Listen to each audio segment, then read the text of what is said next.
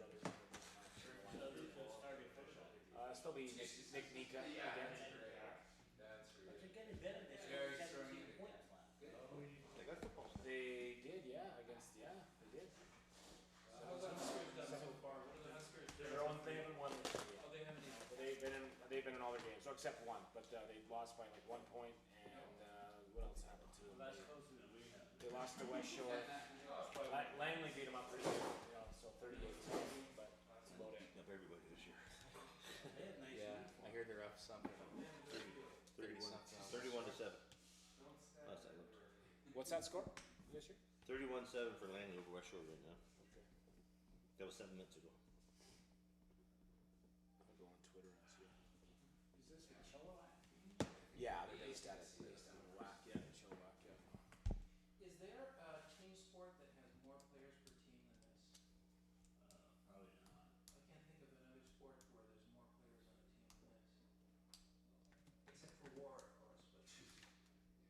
It's not much of a sport. Well, some people think it is. But even hockey has nowhere near this. Oh, they got a new mic for the announcer. Baseball, depends on how many players you have. You need to have one. These guys away. So what's happening here? What are we doing? It's 15 per side. 15, okay. Oswald's football is 18 per side. So they might have. So what are we doing here? What are we doing? What? We're waiting for another. We're waiting. We're waiting for the teams to be announced. Why don't we do the Broncos? Yeah, I'll do the Broncos. Yeah. Maybe none. I'm good in that too. New system. The new system or just the old system? We're staring out the window. The dramatic entrance from the bottom of the TCC. Have you been in that facility? No. It's really sweet. Why are we here? What's the TCC, right? Yeah, it's a tournament cabinet. Now, ladies and There's gentlemen, the gym. let's welcome to the You field can see the gym your through the windows. Kamloops And Broncos! like the big gymnasium. Yeah. Yeah, I'm gonna check it out. I heard it's like 35, 40 a month. Yeah, it's not bad. There we go. All right. We're still announcing their starters, are we? Or something? Yeah, just the offensive starters. Okay, great, yeah. Two white. It looks like he's got two pink and plaster. Is he the kicker? Is that what he's gonna put? And now your starting offensive line from Prince George, British Columbia, number 62, Rylan Anderson. Hey. I don't think we hear that. Yeah, look at her. Hello. Mic is off. I thought I heard.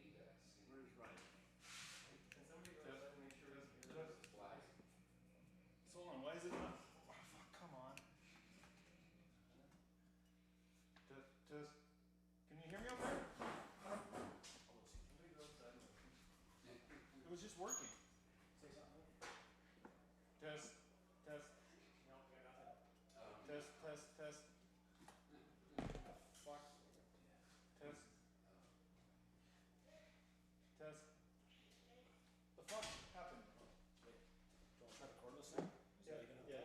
Okay. Test. It's a 2-second delay. Test. There we go. And now for your offensive line from Prince George, BC, number 62, Rylan Anderson. From Kamloops, BC, number 63, Soren Munson. Come on with these big guys today. From Swift Current, Saskatchewan, number 71, Dylan Kurtz. That's the most run these guys have done all day. From Maple Creek, Saskatchewan, number 72, Lane Friday. From Vernon, BC, big number 75, Andrew Goldenthal.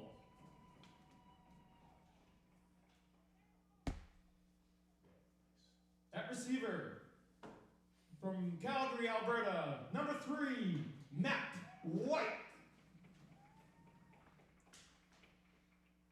From Kamloops, BC, number 11, Evan Weasel. Also from Kamloops, BC, number 14, Travis Rabble. From Lloydminster, Alberta, number 84, Garrett Karnowski. And at running back, from Regina, Saskatchewan, number 21, Ferdinand Sonda. That's the best guy. From Calgary, Alberta, number 38, Connor Brown. Where is he? Not there. And at quarterback, your offensive captain, number 12, Nick Naka. Looks like he recovered from 2 weeks. Head coach Rob Ellis. Defensive coordinator Aaron Chan. Offensive coordinator Jeremy White. Assistant coach Brad Mocha. Assistant coach Braden Vandernet. Van Cornet. Sorry, Van. Name like that. Joe Libitor and Daryl Chow and Lisa Warner. Today's game commissioner, Sean Hopkins. Okay, so after the anthem, we'll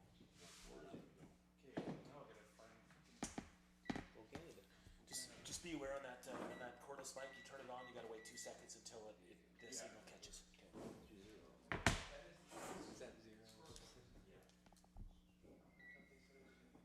Yeah, get stopped. It stopped. Okay.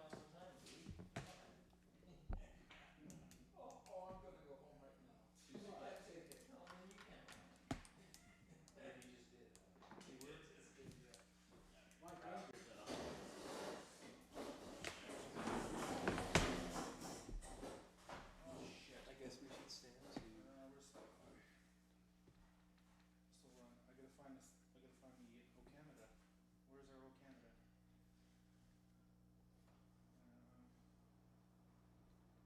It's coming, people. You're on. We still have Thunder on there.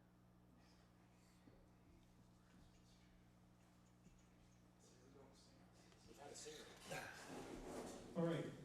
Can we get everybody please rise and take off your hats for the singing of O Canada.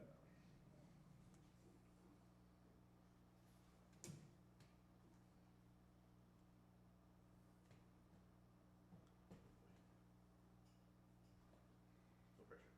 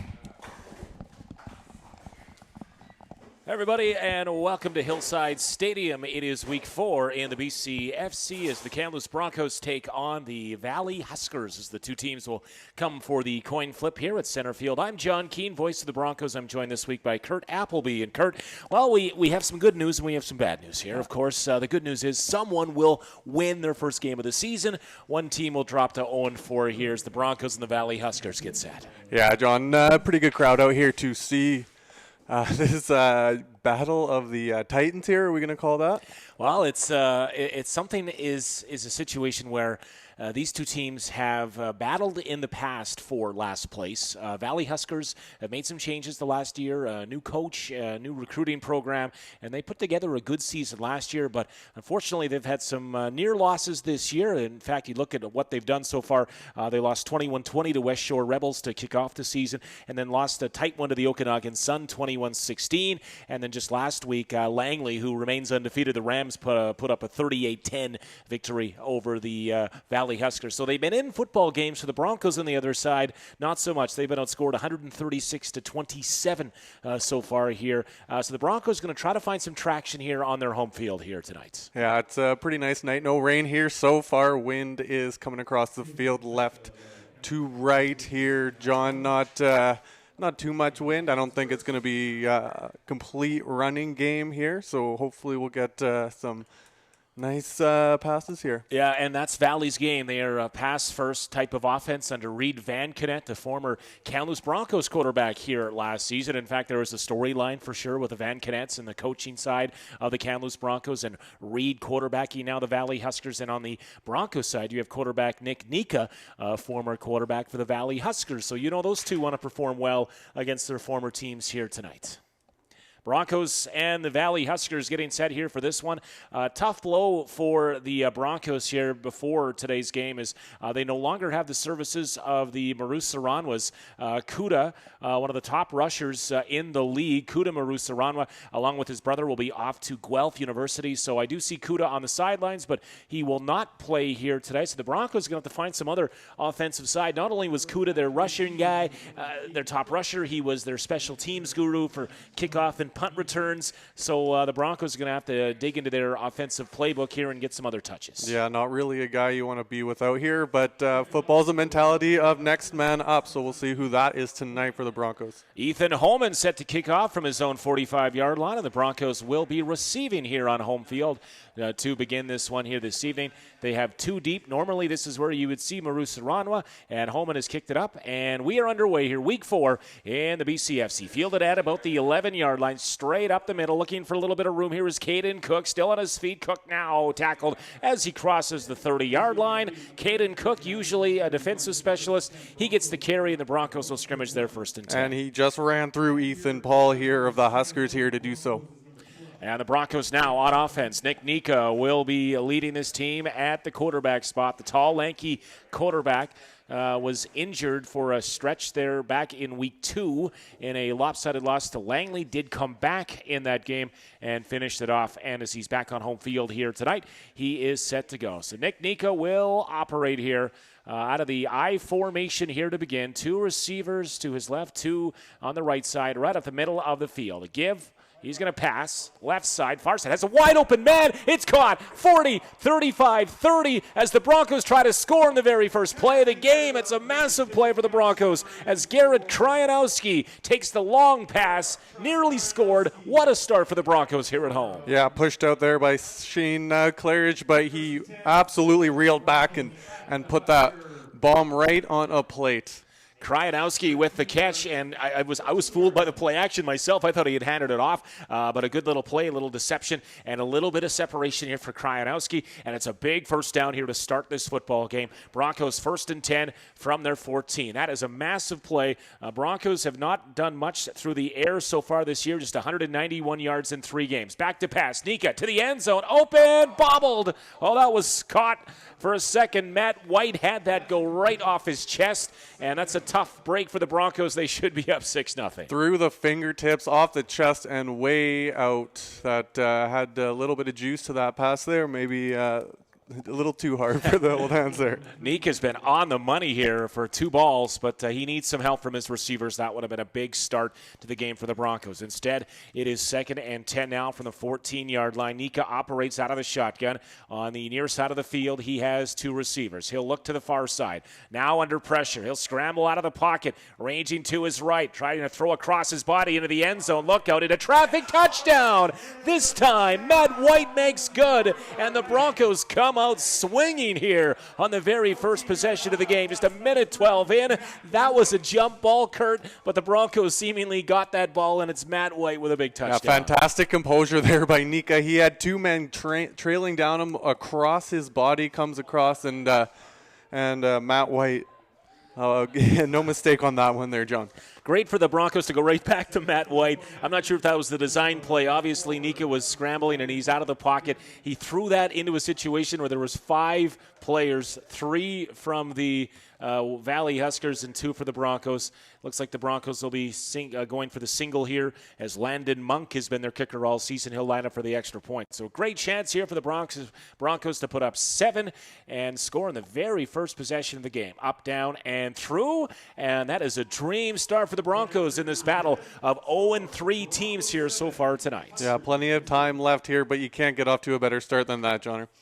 That's Matt White on the touchdown reception set up with that massive throw and catch play to Garrett Kryanowski, who comes in as the second leading receiver on the Broncos side tonight, trailing only Ian Finstad, who ranks 7th in the BCFC with 8 catches, but that big catch by Kryanowski will move him up the charts there in the stats, and the Broncos now will be kicking off here. See if Valley has an answer. They love to pass the football, and we see the Broncos strike here through the air here for 6. Yeah, good on Matt White to finish that off, get right back into it. Luckily, he doesn't have to have that first pass hanging in his head too long there.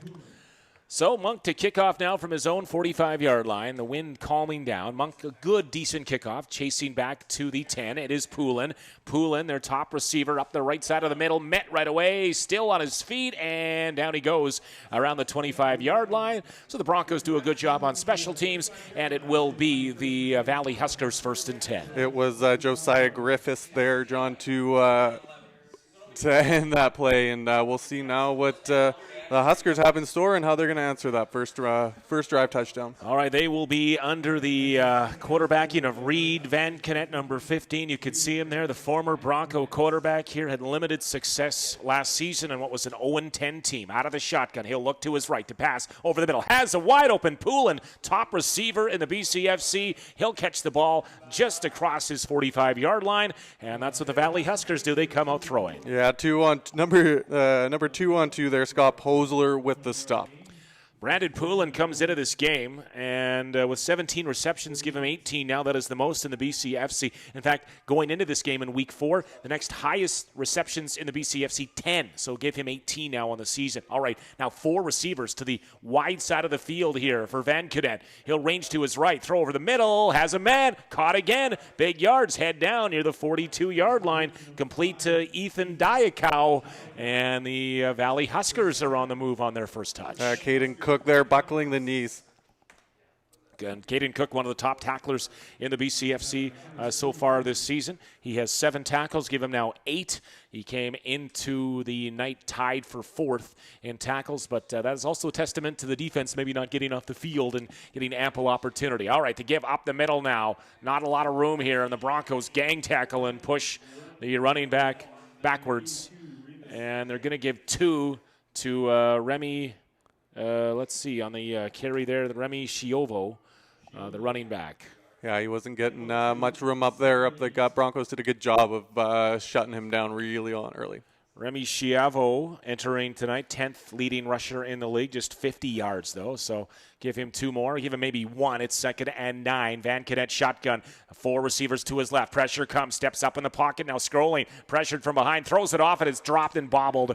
That was a catchable ball for Ethan Diakow, and it's 3rd and 9 in a punting situation by the looks of things here for the Valley Huskers. Yeah, Mixon Madlin there chasing him down. He felt the pressure in there from behind and wasn't able to get a good enough throw on there. Broncos hold after scoring, and they'll force Valley into a punting situation here. Both these teams not afraid to air it out in the opening few minutes of this one here. Oh, punt bobbled, but still room. They're going to throw. It's a fake, wide open, and it's caught. And it's caught inside the 20-yard line. And the Valley Huskers here, I'm not sure if that was obviously a designed fake punt, as it's caught there by Chavis Spencer, but the snap was bobbled, but they were still able to pull it off. Yeah, whatever it was, it worked. I don't know if they're going to go back to it, but once is enough, I think, here. Well, they were still able to pull it off even with the bobbled snap there, and Chavis is able to bring that one in, and that is a big catch for Chavis Spencer, usually a defensive back in special teams. 1st and 10, Van Canet and the Valley Huskers offense out of the shotgun. Play action. They'll lateral it off to the right side. Poulin nowhere to run. He's being pursued, and now he's gang tackled. Oh, they're going to call a flag on Cook. Caden Cook thought he had a legal tackle, but I think they're going to get him on the horse collar there, Kurt, as they go outside on the far side. Yeah, if it wasn't a horse collar, John, it was a little late on the outside. Maybe he was already out of bounds there. And we'll see what the call will be here if we can listen in. I'm not sure the referee is mic'd up here tonight, so nothing mic'd up in the ref, so we'll do our best to read hand signals here. We'll see if we went to school today. That is a major foul, horse collar. So that will move it deep inside Bronco territory here, and a fake punt by Valley, and now they are knocking on the doorstep here, 1st and goal. Yeah, pulling out all the stops here. It's been a really good answer to that first drive by the Broncos here. Huskers sitting on the 2-yard line. 1st and goal. 2 yards out of the shotgun will be Van Canet here. Will he air this out? He will. He'll pass as an open man, far corner of the end zone, and it is Poulin with the catch. Brandon Poulin, and the Valley Huskers answer right back with a touchdown. We could be in for a bit of a shootout if the first 2 possessions of this game are any indication. And the Rams here can tie things up with the extra points. We've had some big scores early on this season here, John. This could be the making of another one. Broncos march down the field and score. Valley continues the drive with a fake punt. They convert on 3rd and 9. And now Holman has a chance here. Ethan Holman has a chance to tie this game. This is BCFC football brought to you by the BC Lions here. John Keane and Kurt Appleby here in the opening. Very entertaining 4 minutes of football here already in this game. And they're going to line up the convert here. Holman waiting, and they'll snap it down, and a low-line drive, but he has enough to get it over the crossbar. And we are tied up at 7 here. So like we thought, seeing a passing attack out of both of these teams. Both quarterbacks look pretty good in that first possession on both sides. We're tied at 7 here early in the first quarter. Yeah, both teams not afraid of the long ball, whether it's the quarterback or the punter going for it, but I think we can expect to see some more deep balls. Speaking of the BC Lions tonight, they are at home to the Hamilton Ticats. I've picked them to win this week against Hamilton. I know they have yet to win at home this season, but a chance for them here to knock off Hamilton, and I think this is the week they're going to do it. Well, they're riddled with injuries in Hamilton. I know Jeremiah Masoli's not in tonight, BC Lions in front of their hometown crowd, so you hope they can bring it home. I don't think they've won a home game yet all year. Yeah, 0-4 at home. Only win coming on the road in Toronto on that missed field goal that went for the Rouge, and we're kicked off and we're back underway here. Broncos, it'll be Caden Cook at his 10. Up the middle, riding the hash mark, and eventually met and tackled here, leading the charge there for Valley. Looked like Dion Kelly, a linebacker, and the Broncos offense will go back to work. Well, Broncos, we saw Kurt move the ball through the air. Really didn't test the interior defense of Valley. We'll see if they mix things up here on this second possession. Yeah, well, we'll see if they go back to Matt White here after his big touchdown, but also Nicholas Nika not afraid to reel back in that southpaw arm of his. Hit Krajnowski with that big first play. He's going to pitch now. Not a lot of room here. Somda is going to get wrapped up for a loss. That is a big loss of 5 yards. So the Broncos here, this would be usually Kuda Maru Saranwa territory, but it's Ferdinand Somda, the new number 1 running back here with not a lot of room to run on. No, Jacob Dodd did a pretty good job of tracking him down and ripping him away before he had a chance to break out. That brings up second call at 16 here for the Broncos as they scrimmage from their 25-yard line. Shotgun to pass. Nika throws downfield, looking for a man, overthrows everybody. Looked like he was trying to find Garrett Tryanowski again with a similar pass. That time he was well covered. It'll bring up third down. Yeah, just a little bit in front of him, but even if there was a little bit less on the throw, it would have been difficult for him to bring that one in. Pretty good coverage. So punting situation here from Landon Monk, who is the most experienced punter in the BCFC this year. Based on the Broncos offense this season, he'll get another chance. Only averaging, though, 29.4 yards per punt. And some of those, of course, can be changed and manipulated by the wind. But here is Monk now standing on his own 15-yard line to handle this. He will get it away. It is a good punt, fielded on the fly by Poole and met right away. And as you can see, flags down. And that's going to be one of those no yards penalties of the 15-yard variety, Kurt. Yeah, John, I was hoping to see him go mano a mano with the fake punt. Did not get that. So just inside that 5-yard bubble, Poulin was hit really hard after the fielding the punt in the air. And that's the one thing here. If you field punts in the air in this league, you're more than likely going to get that no yards call. And if you bobble the punt, it's okay. Obviously, you're going to have that flag to back you up. So if you can field the punt in the air, you're going to do yourself a favor here. Yeah, so. you want to be able to go for it too, especially when you get a freebie. Great field position here for the Valley Huskers on their second possession of the game. And quarterback Reed Van Kenen trying to get things set up here, and now play is whistled in here by the officials. Van Kenen shotgun. He will hand off. Room here, right side, looking for territory. It's Chiovo. Chiovo eventually brought down, but he's going to have probably 7 or 8 here. So Chiovo, a little bit of running attack here to try to mix things up a little bit here. And call it a gain of 6, so 2nd and 4. A lot of options here for the Valley Huskers on offense here on 2nd and 4.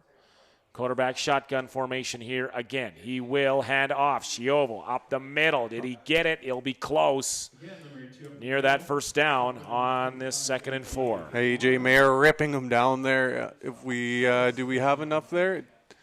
Going to be close. They might bring it in for a measurement, and that's what they will do. They will measure here. I'd like to say hello to family on both sides tonight. I know the Kamloops Broncos well represented in the Prairie Provinces through Saskatchewan and Alberta. Valley Huskers, they have several players from Manitoba the last couple of seasons, and we know that their family is well tuned into this one here tonight. I want to send out a special shout out to the Onyebuchi family that could be tuned in just outside of Winnipeg. There's a connection here with the Kamloops Blazers and the Onyebuchi family here. You have Keenan Onyebuchi playing for Valley, and you have Montana Onyebuchi's in the middle of training camp with the Kamloops Blazers here right now, so good family connection in town tonight. And how are his chances here to make the team, John? Montana? Oh, yeah, he's a lock. He is the lock here. So as you pointed out here, Kurt, it is a first down, just by about the nose of the football. Not even. I just saw a couple inches there on the other side, but it's enough to move the chains. And it is right in the middle of the field here.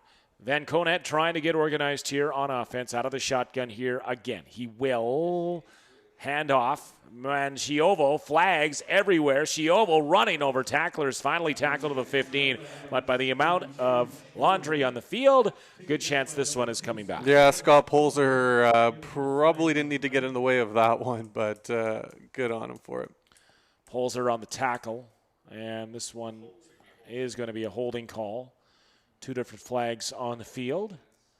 So Chiovo's showing a willingness to initiate contact and try to be a bit of a force running the football, but that holding call will move them back here to 1st and 10. We're tied at 7, both teams scoring on their first possessions of the game with passing touchdowns, and now the Valley Huskers on 1st and 20.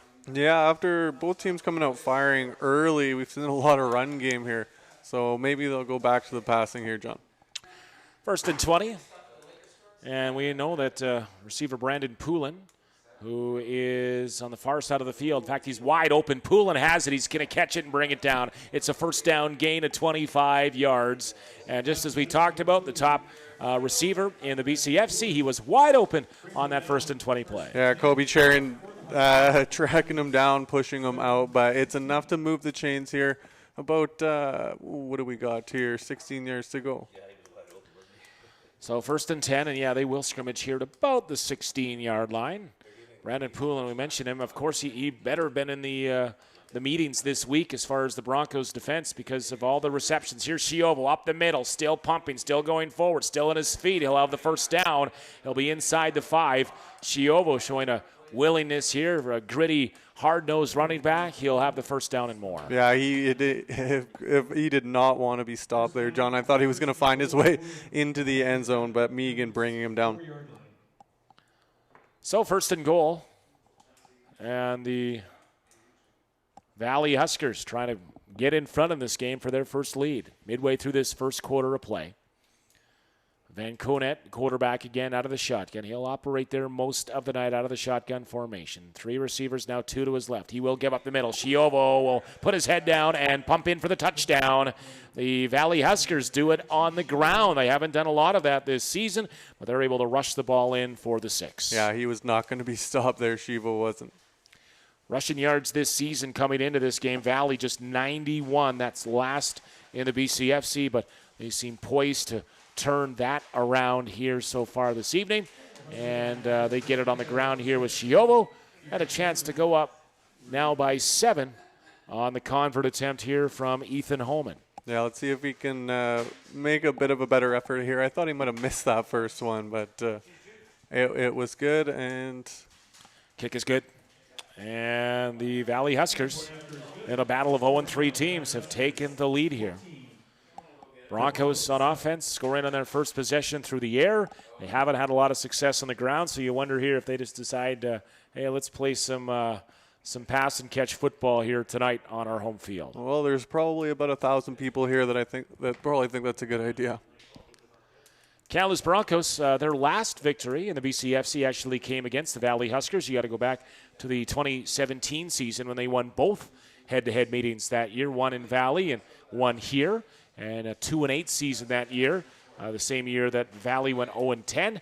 Valley making some big changes, head coach Bob Reist and company, and they have done a good job here, but a chance to get a first win on the season. They've been close, but now up 7 here. As they get set to kick off the Broncos, it'll be Holman. 2 deep for the Broncos. And it will be Caden Cook fielding this all the way to his 5-yard line. He'll start at his 5, cut, trying to find some room. Now turn back in the middle of the field, still on his feet, and now just has to put his head down. And that's going to be not much of a return. He's going to get to maybe the 11. So a 6-yard return in the kickoff. He'd like to do a little bit better than that here. The Broncos are going to be pinned deep in their own zone. Well, you sure would like to do a little bit better than that, especially if he took 100 yards to get to that 0-yard return. So now the Broncos with a lot of real estate in front of them here at Hillside Stadium. Beautiful part of the city up here beside the Tournament Capital Center. And the lights starting to fire up here a little bit. Cloudy conditions. Some threats of some rain showers in the sky right now. We'll be watching the sky as we go here. All right, give to Samba now. Finding some room this time on the near side of the field. Samba up the middle, still on his feet. Great run. His best of the season. He'll get all the way, mark it at the 33-yard line, and that's how you get out of the shadows of your own goalpost. Yeah, I got to love it. David Steves bringing him down, John. If he did not, I think he might have been able to go all the way. Obviously a little too early to tell, but a timely tackle there by Steves. So the Broncos now with a big first down. Spot him at the 33. Nick Nika. 2 backs. 1 to his left, 1 to his right. Could be a running formation here. No, back to pass with protection. He'll throw. It's caught. Short gain, but completed nonetheless as Evan Guizo gets that pass. Guizo gets, give him a couple. Give him about 6, actually, here on that first down play. Yeah, it's not a bad play, but that was about as much as they were going to get. Always try to get yourself into 2nd and short if you can. Call it 2nd and 5 here. And the Kamloops Broncos on their own 39-yard line, trailing by a touchdown. Nika Again, out of the shotgun formation. 3 receivers to his left on the boundary side of the field. He'll look, though, far side of the field. Has the receiver trying to catch it. Couldn't track it down. Looking over one shoulder and then the other. That was intended for Travis Rabel. And Rabel couldn't locate that ball over his shoulder. No, he looked left, he looked right, and by the time he had finally found the ball, it had already hit the ground. So Broncos continue to throw the ball. And now we'll be punting the football here again. Landon Monk out for the second time tonight. And Valley could get good field position here again. Brandon Poulin, the lone returner, standing on his own 30. He fielded that first punt and was able to draw no yards call. So Monk will punt here, standing on his own 25-yard line. Special teams, this level, still a concern. You want to make sure the snaps are right at the right level, and there's no problems with that. That's a good snap, but the pressure comes. Monk will aim it far sidelines, ride that breeze. It takes a kick out of bounds at the 44-yard line. That's a pretty good angled punt there by Landon Monk. He's able to ride the little bit of wind that pushes, as you mentioned here, from, as you see it, near side of the field across to the far side of the field to the far sideline. Yeah, he'll take that every time. Some decent carry to it. He just kicked it to where they weren't, and it was a perfect angle to bounce right out. Just a few yards short of center here now for the Huskers.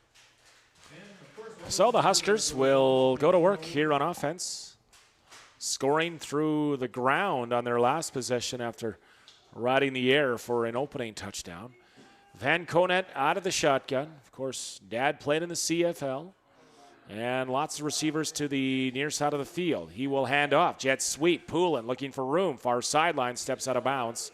He'll be short of the first down, give him likely 8 yards, and that's a good gain on first down. Yeah, nice little flip to him there, coming across the far side of the field.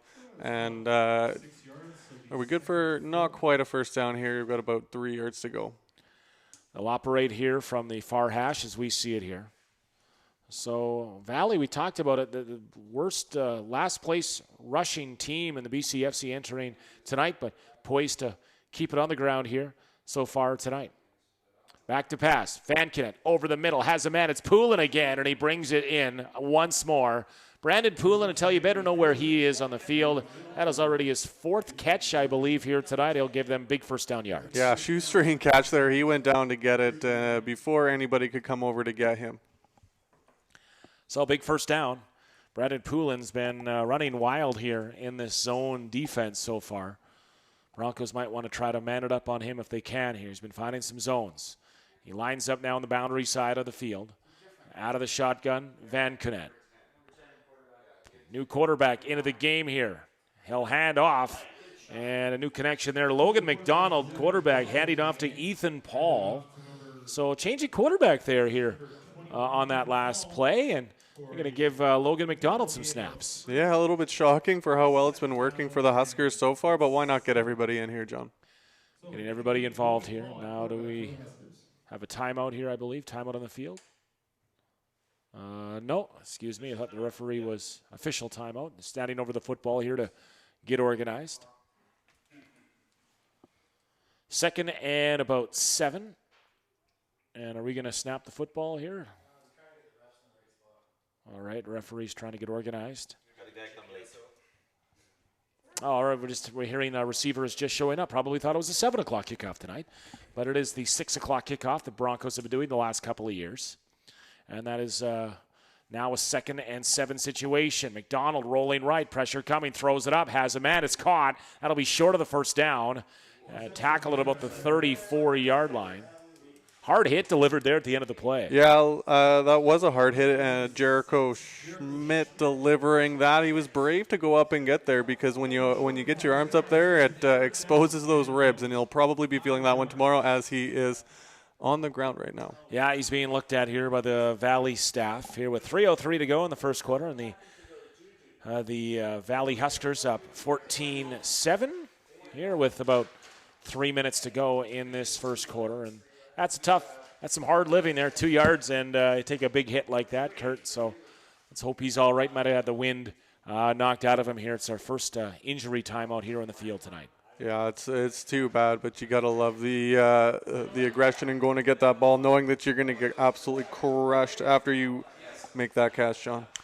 Around the BCFC this week, one game underway earlier. Langley at last check was beating West Shore 31-7. So Langley looking poised to improve to 4-0 on the season. And that is a battle of two undefeated teams. So as much as we talk about the 0-3 game here, Kurt, we had the 3-0 game going tonight between Langley and West Shore. So it looks like the injured player is going to make his way off the field. And that is Raiden Hastings-Sanderson making his way off. Third down, and the offense will stay on the field here for the Valley Huskers under quarterback Logan McDonald. He's in the shotgun formation. Great chance here for the Broncos to get a stop and get back on offense. Passing over the middle, it's caught. First down and more. Nice pitch and catch run there. Dylan Manocha with the catch, and it's a first down. Abe Fimbo, apologies, bringing him down there, John. 1 yard line. So it is a first down. And it's from the 21-yard line of the Broncos as the clock runs here in the first quarter. Still McDonald at quarterback here. He'll handle it out of the shotgun. He will run a drop play, run up the middle, room forward, tackle down, but good gain on first down on the give to Ethan Paul. And he'll be close to first down yardage here. And we have another injury, I believe.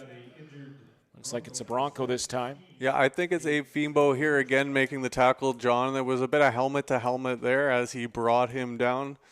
A little bit of a bell ring right there as the water comes out. So let's hope Bronco defender's okay. But, yeah, good eyes on you, Kurt, there for seeing how that play finished off on third down. And Kamloops Broncos here don't have a lot of depth at some of their positions. They have a lot of youth, that's for sure. Playing here predominantly, seemingly, with a core of 18, 19-year-olds and first-year players coming out of high school. And some concern here right now for Fimbo, the linebacker. He's going to make his way off the field here. Let's hope we'll watch for his return at some point tonight. Yeah, I can't imagine we'll see him here for the rest of the quarter. That was a hard shot that he took right there in the helmet. We'll call it 6 for the Huskers as Kamloops 16. So give him a gain of draw play of about 6 yards. And it looks like might be a shoulder stinger maybe for Fimbo as he comes off. Yeah, he's got some help here keeping that arm up. Yeah, that's too bad. It's too bad. Hard tackle in there. So a shotgun formation for McDonald. Back to pass. Looking. Has a man. Open. Room to play here. 5-yard line and a nice tackle. As Adam Brass on the catch as the Valley Huskers really able to mix it up here with all their personnel and offense doing a good job of getting that ball spread around. Yeah, they are spreading that ball around. John Logan Hrapchak bringing him down. Otherwise, that was a touchdown 100%. So after that, it is first and goal from that 4-yard line here. And the Broncos were able to punch that ball in through the ground on their last possession. Touchdown with Shiovo pounding it home. Let's see what the Valley Huskers here have in store here. Logan McDonald at the quarterback spot. 3 receivers to the right. He will lateral it out. He has an open man to the 5 to the 3. Head down, forward, touchdown as Ethan Diakow gets in. And the Valley Huskers have put up their 3rd touchdown here in this first quarter. And they will go up 20-7 pending this extra point. Yeah, that was a nice little pass out wide there. And it was just elementary to bring it into the end zone from there, Keener. So, Valley Huskers doing it with their first and some of their second-string players coming into this game. And they've already gone to their bench a little bit here. We're seeing Landon McDonald. We're seeing, as mentioned, Ethan Paul. And just moments ago, Ethan Diakow with that touchdown reception on what was really a lateral-type play. It's now the convert attempt for Holman to make it 21, and it is good.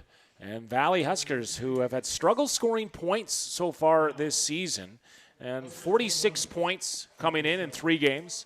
That is only better than the Broncos so far this season.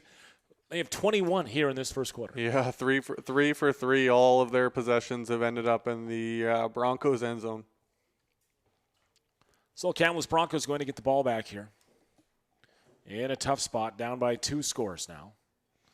Valley seemingly good game plan, good play calling too. They've really mixed it up with some of their play calls, and they've been able to move the ball here in this first quarter. Yeah, we got Fimbo here on the table, John, right here in front of us. He is in agony right now. Yeah, shoulder or arm scenario they're looking at right now. And I would be a loss in the middle of the field for the Broncos. All right, kickoff. And Caden Cook's been handling a lot of these, and he will get another one. The Kamloops native to the 20, 25, looking for room. Before he gets to the 30, he's driven back. His forward progress, though, should be around the 28. And now the Broncos here, if they want to stay in this football game, you know that they'll want to score on this possession here. Yeah, it's not dire straits right now, but it would do a lot of good to get a touchdown right here. 29-yard line. 29-yard line is where the Kamloops Broncos will start on offense here. And I mentioned no longer the Marusaranwa brothers, who have been a big part of this team. In fact, leading rusher Kuda, leading special teams kick and punt returner, no longer available, off to university here. All right, up the middle, not a lot of room here. Still on his feet, but driven back to the 25-yard line. That'll be Ferdinand Somda on the carry, but not a lot of room there for Somda. Taken down by Brendan Desjardins. He was pretty happy with that. He drove him back a few yards. So maybe a loss of 1. So call it 2nd and 11. And the Broncos here in another passing situation here deep in their own territory. Quarterback Nick Nika will operate here. 3 receivers to the wide side of the field. See if he looks there. The lefty now scrambling. He might take off. He has room to run far side of the field. 40-yard line, 45, crosses the 50. And Nick Nika, that looked like a designed run to use that near side of the field, or the boundary side there, Kurt. That's a big first down. Yeah, I think he gained about 20 yards on that as he headed out to that far side. Good on him. So a big run for Nika, and the Broncos offense will keep rolling. This will likely be the last play of the quarter, pending a penalty. And every time we say that, there is a penalty. So I'll knock on wood here and do my best to avoid that. Time ticking down here in the first quarter. Shotgun formation, 3 receivers to the left. The handoff. Somda again. Can he find any room? No. He's wrestled down here with a big tackle that you see in the movies. Jacob Dodd able to throw Somda down. Somda ran right into him. Yeah, right into him there. Yeah, well, he's a big man, Dodd, there, and that's not his first big hit of the game. So I expect him to be a presence throughout the rest of it. As the first quarter comes to an end here, Keener. Comes to an end with a 5-yard loss on that Somda run here. So whatever play that is, we'll try to put that one in the back of the playbook here moving forward here. So positives for the Broncos. They come out, score a touchdown on the air. What are some of the things, Kurt, you want to see out of the Broncos here moving forward down by 14? Well, they would go back to what they had success with. That was moving the ball through the air here, John. It doesn't seem like they've had too many passes since their first drive that led to that opening touchdown. Also liking the play of Nika at quarterback. If he's able to scramble and run. Not a way to maybe finish the game here and expose yourself to some hits, but a nice, tidy 30-yard run there in this drive here so far. Yeah, well, if he can find the hole, he can do it again. 2nd and 15. We're going to get right to it here. Second quarter underway. First play. He will roll to his left, and it looks like he'll take off here again. Heading toward the sidelines. Puts his shoulder down. He's going to take on one of the big defenders, and that is David Steeves, the linebacker. Nika showing no fears. He went right at Steeves and might have got the best of that collision. A little bit late, slow in getting up was Tyson Spence in the play. I know you're loud up here, John, but I didn't think you were loud enough for him to hear you on the field. Yeah, well, I guess it worked on the first earlier on this drive, and he runs it for about 10 yards, but he needed 15. Yeah, he needed 15, and there's only so many times he's going to be able to do that before he's not going to be able to get out of bed in the morning. Well, the scenario was the sideline was right there, but I decided to take on Steve's, probably giving up 50 to 70 pounds in that battle. Did his best, though, for sure. All right, so a punting situation right from the midfield stripe. Landon Monk standing on his own 40-yard line here for this one. And Valley set to receive this punt. Poulin looks like the lone returner. Good snap and a good punt. Pressure coming, but he's able to bounce it at the 35. Takes a Bronco bounce. Now it's fielded, and the Broncos, well, good punt coverage downfield. Not much there on the return, and we do have a flag down here. Boy, you know what? If that's no yards, that's another flag you can just eat in this scenario. If someone's in the bubble there, they are barely inside the 5 yards from our vantage point. Yeah, we're here to entertain here, John, and that's not going to get it done with these officials throwing these flags here early.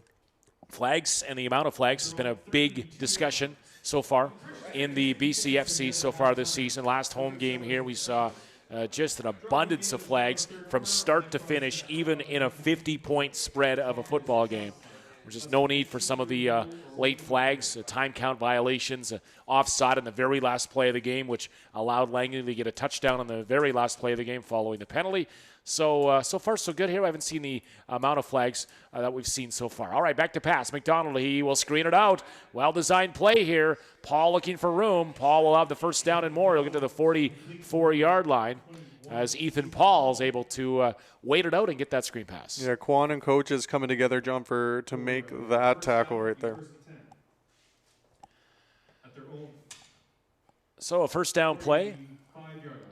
And call it the 44 as where the Broncos will go on defense here on 1st and 10 here for the Valley Huskers. A problem with the score clock here. Still has the Langley Rams name up there on the scoreboard tonight as they're trying to do some renovations on the scoreboard. So it is the Valley Huskers. There's a pass over the middle. Great catch as brought down inside the 40-yard line. Great redirection of the body by Everett Finley, the wide receiver. And Everett Finley is that's a great catch for a first down. Yeah, well, you mentioned the Langley Rams still up there on the scoreboard, John. They scored enough points a couple weeks ago for 2 games here, so that's probably where the confusion is. Yeah, there's talk of new scoreboard, new sound system coming to Hillside Stadium. Just the timeline is what the city is working on, as well as the users of Hillside Stadium. Following the great catch there by Finley, it is a 1st and 10 here for the Valley Huskers. Quarterback Logan McDonald, shotgun. He will keep it. Rolling to his right. Airs it out right side. Has an open receiver. It's caught. First down yards and more. It's Chavis Spencer again. And Spencer's able to move the chains here again. I've really liked Connor Megan here on defense for the Broncos. He's been all over the place, registering tackles left, right, and center, John. Another good tackle there made. Coming into the game, Scott Polzer, we mentioned as well, Caden Cook, one of the top tacklers on this team. Polzer and Cook had 7 entering tonight. And now it is 1st and 10. Doesn't seem to matter who's the quarterback here for the Valley Huskers. They're moving the football. Logan McDonald, shotgun. He'll look to his right. Has an open receiver. It's Poulin again, of course. He will fight his way out of bounds. He will get half the distance required. And you can see why Poulin leads the BCFC in receptions here. That's just a little pass, almost like a handoff, but it is in the books as a pass. He'll get 4 yards. Yeah, the yards after catch here sure are registering for him. Call it 2nd and about 6 here for the Valley Huskers here on offense. Ball on the 15-yard line. Now 4 receivers to the far side of the field here for the Valley Huskers here. And now an empty backfield. Passing situation. McDonald has a man. It's caught. It's Poulin, of course, at the 10. Fighting forward. Spins off a tackle. Still on his feet. Is going to be wrestled out of bounds to the 5-yard line. And he did a great job to get the first down. Looked like he was going to be wrapped up, Kurt, near the first down marker, but he's able to spin away and get to the 5. I mentioned yards after catch last play. John, it's yards after contact that are building up there. That should have been pushed out, but now we find ourselves here on about the 5-yard line when it easily should have been back twice as far on the 10. So it is another 1st and goal scenario. Boy, that 4-yard line 1st and goal has been popular for the Valley Huskers so far here this evening. Quarterback Logan McDonald here giving the signals to his lone man in the backfield, Ethan Paul. We'll see if Paul gets the carry here. Now an empty backfield. Paul will stay in a block. Pump fake. Pressure comes. He'll step up now. Quarterback's going to walk in. Touchdown Valley as it's Logan McDonald right up the middle. I'm not sure if that was the design play But Paul, if it was improvised, McDonald, if he improvises, does a good job there. Yeah, it looked like he had everybody faking him out left there, and it opened up quite a nice seam for him to stroll right into the end zone. That's 4 plays in a row now, John, that they've ended with a major. So put up 27 for Valley. It was Langley here 2 weeks ago. And a chance for Holman here to kick the convert and make it now a 3-score game, which it is now. And the convert is booted well this time off the back wall of the TCC. Good leg there shown by Holman. And now that hill gets a little steeper to climb for the Broncos as they find themselves down 21. I think I saw a bit of a jump from the treadmillers there in the TCC, as he just mentioned. He powered that one right through. You know, there hasn't been a lot of field goals in the BCFC. There's actually, in fact, only been 4 field goals through 3 weeks in the BCFC, so it's not something we normally see. Landon Monk has one of those 4, kicker for the Broncos, but field goals not really something these teams in the BCFC try to do, but we see some powerful legs in the league. Yeah, definitely some big kicks here, and you want to talk about powerful legs. The powerful legs and the running backs. Oh, short kickoff here. Did it travel to 10? It does, and it's going to be recovered. There is a flag on the field, but I believe that should be okay. It traveled the 10 yards required. It traveled 11 yards or so, but the flag comes down. Was Valley offside here by chance? Flag on the far side of the field, right where near that ball was recovered, but all it has to do is get across center field, and there it is. They're going to pick up that flag, and everything is going well for Valley here, right from the Broncos 54. The gall to kick it onside, up 3 touchdowns here on the road. Yeah, you just don't see that kind of play happening at this time here, John, which is probably the exact perfect time to do it as the wind picks back up right towards their attacking end zone here. Maybe we'll see something in the air as well. That wind is almost, now directly at the back of Valley, isn't it? It's now blowing across the field from goal line to goal line, where it was blowing sideline to sideline before. Shotgun, quarterback, Van Connect back in the game, up the middle, and it's Chiovo again. So Chiovo, the big back, is back in the field here. Man, the strength on him there. Did you see his jersey was probably pulled back like 2 yards, still in one piece here. But, man, he powered right through there. Great. That jersey able to stay on the back there. Looked like a water skier for a second. So the Valley Huskers are marching the football right now. They're on the 43-yard line here of the Broncos. Up by 21. Shotgun. Van Kenen passing. Well-designed play. Caught and big yards after the catch. Still on his feet. And eventually Diakau was down, but he's inside the 20-yard line. And Valley, give them credit for their play execution so far tonight. Yeah, they just seem to be connecting on everything here. It's all the Broncos can do to just try to hold on to the back of their shirts. But, John, as we pointed out last play, that didn't always work. So the 20-yard line is where they will spot this football. And we mentioned Van Conet back in the game at quarterback. Both quarterbacks on Valley's side have done a good job. Broncos have to be stout here. Shotgun pass. Van Conet passing into the end zone and up for the catch. Broken up last second. Great job defensively, and I think we can get a number on that. Was that Cameron Wright? Quinton Cochise, the defensive back, is able to break that up. Yeah, there was 2 of them in there.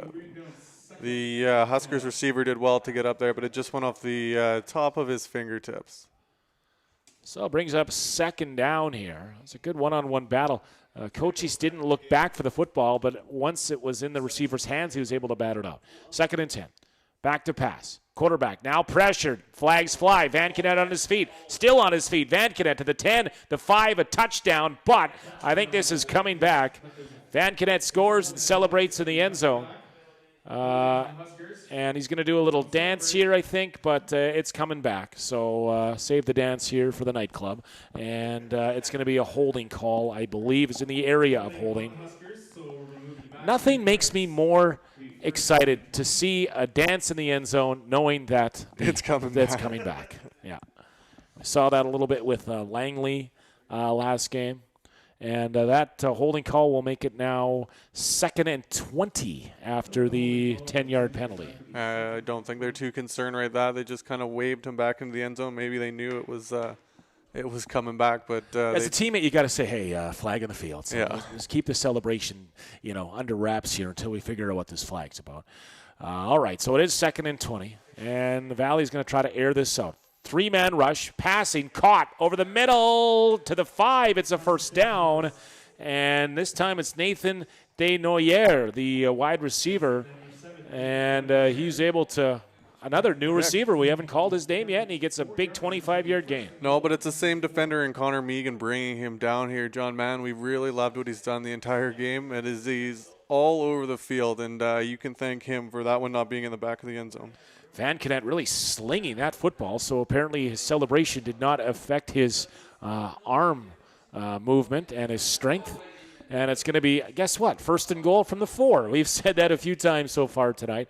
Van Knet shotgun. He'll look to his left. He will throw over the middle, and it's nearly intercepted. Boy, a wide open receiver. Again, it was Nathan Desnoyers, and he just dropped that one. There was 3 Bronco defenders behind him. And he had a free pass at a touchdown, couldn't haul it in. He was about a yard away from the that goal post there, John. That might have come into his peripheral and lost focus there for a little second. Yes, the 13th man in Canadian football, the goal posts and the crossbar. Sometimes a great pass defender. All right, shotgun here, 2nd and goal. Back to pass. To the right side. Open man. No, nice break up there. Looking for Poulin again. It's Caden Cook, the Broncos' best defender. And call it now 3rd and goal. And are we going to see the rare field goal attempt here in the BCFC? It looks like we will. Out comes Ethan Holman, their kicker, and they will try what will be the 12-yard variety here on the field goal attempt. Well, you can thank Caden Cook for that there, John, because he just got his hand in there in the nick of time. Caden Cook had an interception back here last week, and he's a Kamloops hometown product here, playing for the Broncos here. So, bit of an awkward chip shot here from the near hash. Holman, though, basically has just they're going to mark it at the 11-yard line here, so that's where the attempt will come from.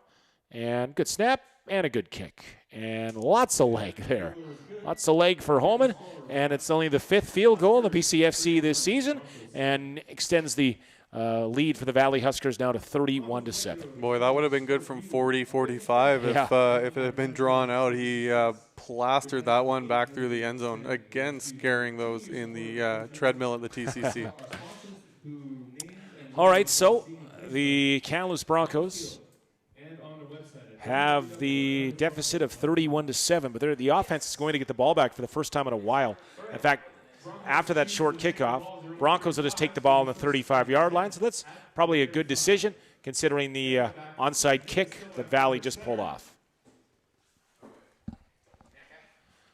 So the Broncos back on offense here, and they will line it up here. Nika in under this time, I formation. As play is whistled in now, trying to get organized. Near hash, he will hand the ball off here. Looking for room, it's Guizo. Guizo has a bit of room on the far side of the field. He will cross the 40, give him the 41-yard line. Kurt, give him 6 yards. Ibrahim Bangura taking him down there, John. Defense having a little bit of a powwow here on the near sideline here. We haven't seen Fimbo in the game yet, I don't believe, but he was firing up the troops. I can see Fimbo standing behind the bench. He does have his helmet on his hand here, so I'm not sure if we'll see him come back in this game, but he's holding his helmet like he might be back in this one here tonight. Holding it with his left arm, too. I don't know if that makes a difference, but that was the one that needed to be propped up earlier. So we have 2nd and 4 here for the Broncos as Nika gets organized here on the quarterback spot. The lefty back to pass. He's flushed out of the pocket, rolling. He's got to get rid of it. He's going to one-hop it, though. Intended that ball for Garrett Krajnowski. Pressure was coming on Nika from a couple of defenders. Bit of a late hit there. I was surprised not to see a flag for how many we've already seen. Yeah, I agree. And sometimes when the score is 31-7, that's a chance there to keep the chains moving a little bit here. But Nika got rid of it. He's being pursued there from James Moore, who is one of the top pass rushers in the BCFC, entering today's game with 2.5 sacks, third most in the BCFC. So it'll be 3rd and about 5. I'm not sure if this is the time to dig into the bag of tricks or not. Likely not. No, we've seen it on one side here. No reason we can't see it on the other side here. 6 minutes short of halftime. Broncos here would love a score here to make this game a game here before halftime. They trail 31-7, but a major score would move them here within 17 points. Striking distance. So to punt, it will be Monk. He will get it away, no pressure. Low punt. It'll hop at the 48-yard. Now we got to fight in behind the play. The officials, we got a punt return, though. It's Poulin. Poulin to the 30. Another flag. Still on his feet. Poulin's going to score. But we have a really late flag where that altercation was taking place. Cole Avery, John, here, seemed a little bit more concerned with the, what was going on there? It was behind after the ball was punted, and that flag was in the area of where that was going on with Cole Avery and the player for Valley. So now what are we going to have here? During the return, Poulin with the punt return. So let's see. We also have no yards flag on the field as well where Poulin handled that punt. I think it was mixed up there with Desmond Jeanson here. And he broke off of there to And it's a holding call for the Huskers. So holding on the return. So that takes the touchdown off the board. But with the no yards here on the field as well, so they'll have to sort out just where they're going to spot this football. But special teams has not been the Broncos' favorite part of the facet of the game either so far this season, and if not for that late hold, we would have seen a punt return touchdown, including the no yards call, which is always a little bit of insult to injury. So, Kamloops Broncos back on defense here. See where they decide to spot the football. In a 31-7 game here on week 4. Good news for both of these teams following this game. It will be the bye week, so a chance for a lot of these players to go back home for a little bit, enjoy the long weekend before getting back to action here in the BCFC 4 weeks into the season. So no yards is one call, and we also have a holding call. And the no yards was declined by the Valley Huskers, so they will scrimmage after all is said from the Broncos' 39-yard line. So the Broncos, I think, will take that considering it was a punt return touchdown. 5.5 to go here in this first half. Clock now running. 39-yard line is where Valley will go to work offensively. Reed Van Kennett in the game at quarterback. One of 2 quarterbacks we've seen tonight. He will hand off. Schiavo nowhere to run this time. Wrapped up right away. Best defensive play of the game so far, Kurt. That was Darby Kwan, the linebacker. Darby Kwan just, I think he took him for, a 360 Lutz right there. Almost threw him. Going to be a loss of a yard, too. So I think Schiavo, that's how you tackle that running back. You get low on him and wrap him up. Darby Kwan met him for a loss of 1. Likely a passing situation here for Valley on offense from the 40-yard line. Shotgun formation. Van Kennett to pass. Pressure now coming. He's going to take off here. And his shoestring tackle, he's sacked. Big sack by the Kamloops Broncos. Logan Fields there with the shoestring tackle there for the sack, John. Logan Fields. And how about back-to-back defensive plays for the Broncos after giving up good yards in that punt return? It's the best 2 defensive plays they've had all game. Maybe that little pep talk you saw on the sidelines is paying off a little bit of dividends now. Yeah, it's nice. It's nice to see, especially with Huskers carving through the Broncos defense. It's nice to see a couple plays back-to-back. So out of we have another fake here coming, and they may try. Yeah, they're going to do an onside punt, but that is not going to give them the required yards. It will be recovered by Valley, but that, of course, was not. We've talked about the well execution of the Valley Huskers. That one was awful. That's not how you. I understand what they're going for, but that's going to be Broncos football right from where that ball was snapped. There was a flag on the play here. I'm not sure. They were definitely onside on that punt return. But we'll see what happens here. Yeah, John, I don't know why they would try and do that. Is the game already over for them? Are they kind of taking it for granted? Well, I think maybe they're just trying to get into all their bag of tricks on special teams if they need them at some point in the season. There's the right call. They've decided. So how many times have we seen that tonight? I think that's twice or three times where the officials have picked up the flag. Just almost an unsure kind of a flag throw. Like something doesn't look right here. Yeah, it something seems like doesn't look right. It. Yeah, so we're going to put the flag down and then we'll discuss. But a couple of special teams play where Valley has played within the rules but been flagged for it. But it doesn't matter. Regardless, Broncos get great field position here from their own 42-yard line. Handoff, Somda, room, still on his feet. Good 5-6 yard gain here by Somda. It's a positive gain and first down. Yeah, Jacob Dodd again trying to take him down, but didn't have as much luck as he's had earlier in this game. Was able to grab a couple yards after initial contact. CFL fans, I know there's some Rider fans there on the Broncos side for sure tuning in tonight. Looks like the Riders are going to beat the Red Blacks tonight. It's 40-18 Saskatchewan there as they play late in the fourth quarter. Here it's 2nd and 7. Shotgun, Nika, passing, middle, caught, first down. Nice play there. Reception to Evan Guizo. That'll move the chains. Yeah, that's just a nice, tidy little pass. Got it off almost as fast as he grabbed it in the first place there. Of course, speaking of the CFL, broadcast tonight brought to you by the BC Lions. You're watching BCFC TV. I'm John Keane, joined by Kurt Appleby here tonight. And it will be a first down here before the 3-minute warning. Final play before the 3-minute warning. I formation here, near hash for the Broncos. They will pitch it out. Oh, that was not well executed. Somda has to just jump on the ball. That pitch was behind Somda. And that'll be a loss of about 5 or 6. Yeah, that was not the best pitch there. They were not on the same page. Just the quarterback getting it out a little bit too early. You got to pitch it. That you got to find your back in motion there. You cannot break stride trying to reach back for that pitch. So that's a good way to stunt your own offense. Take a loss of about 9 on that play. Somda had no idea where the defenders were, but just trying to protect that football, he jumped on it. Yeah, he didn't want to try to get up and take a hit there. He might have had a few seconds there to get up and try and get a couple yards back. So 2nd and country mile here for the Broncos after that play. Shotgun formation.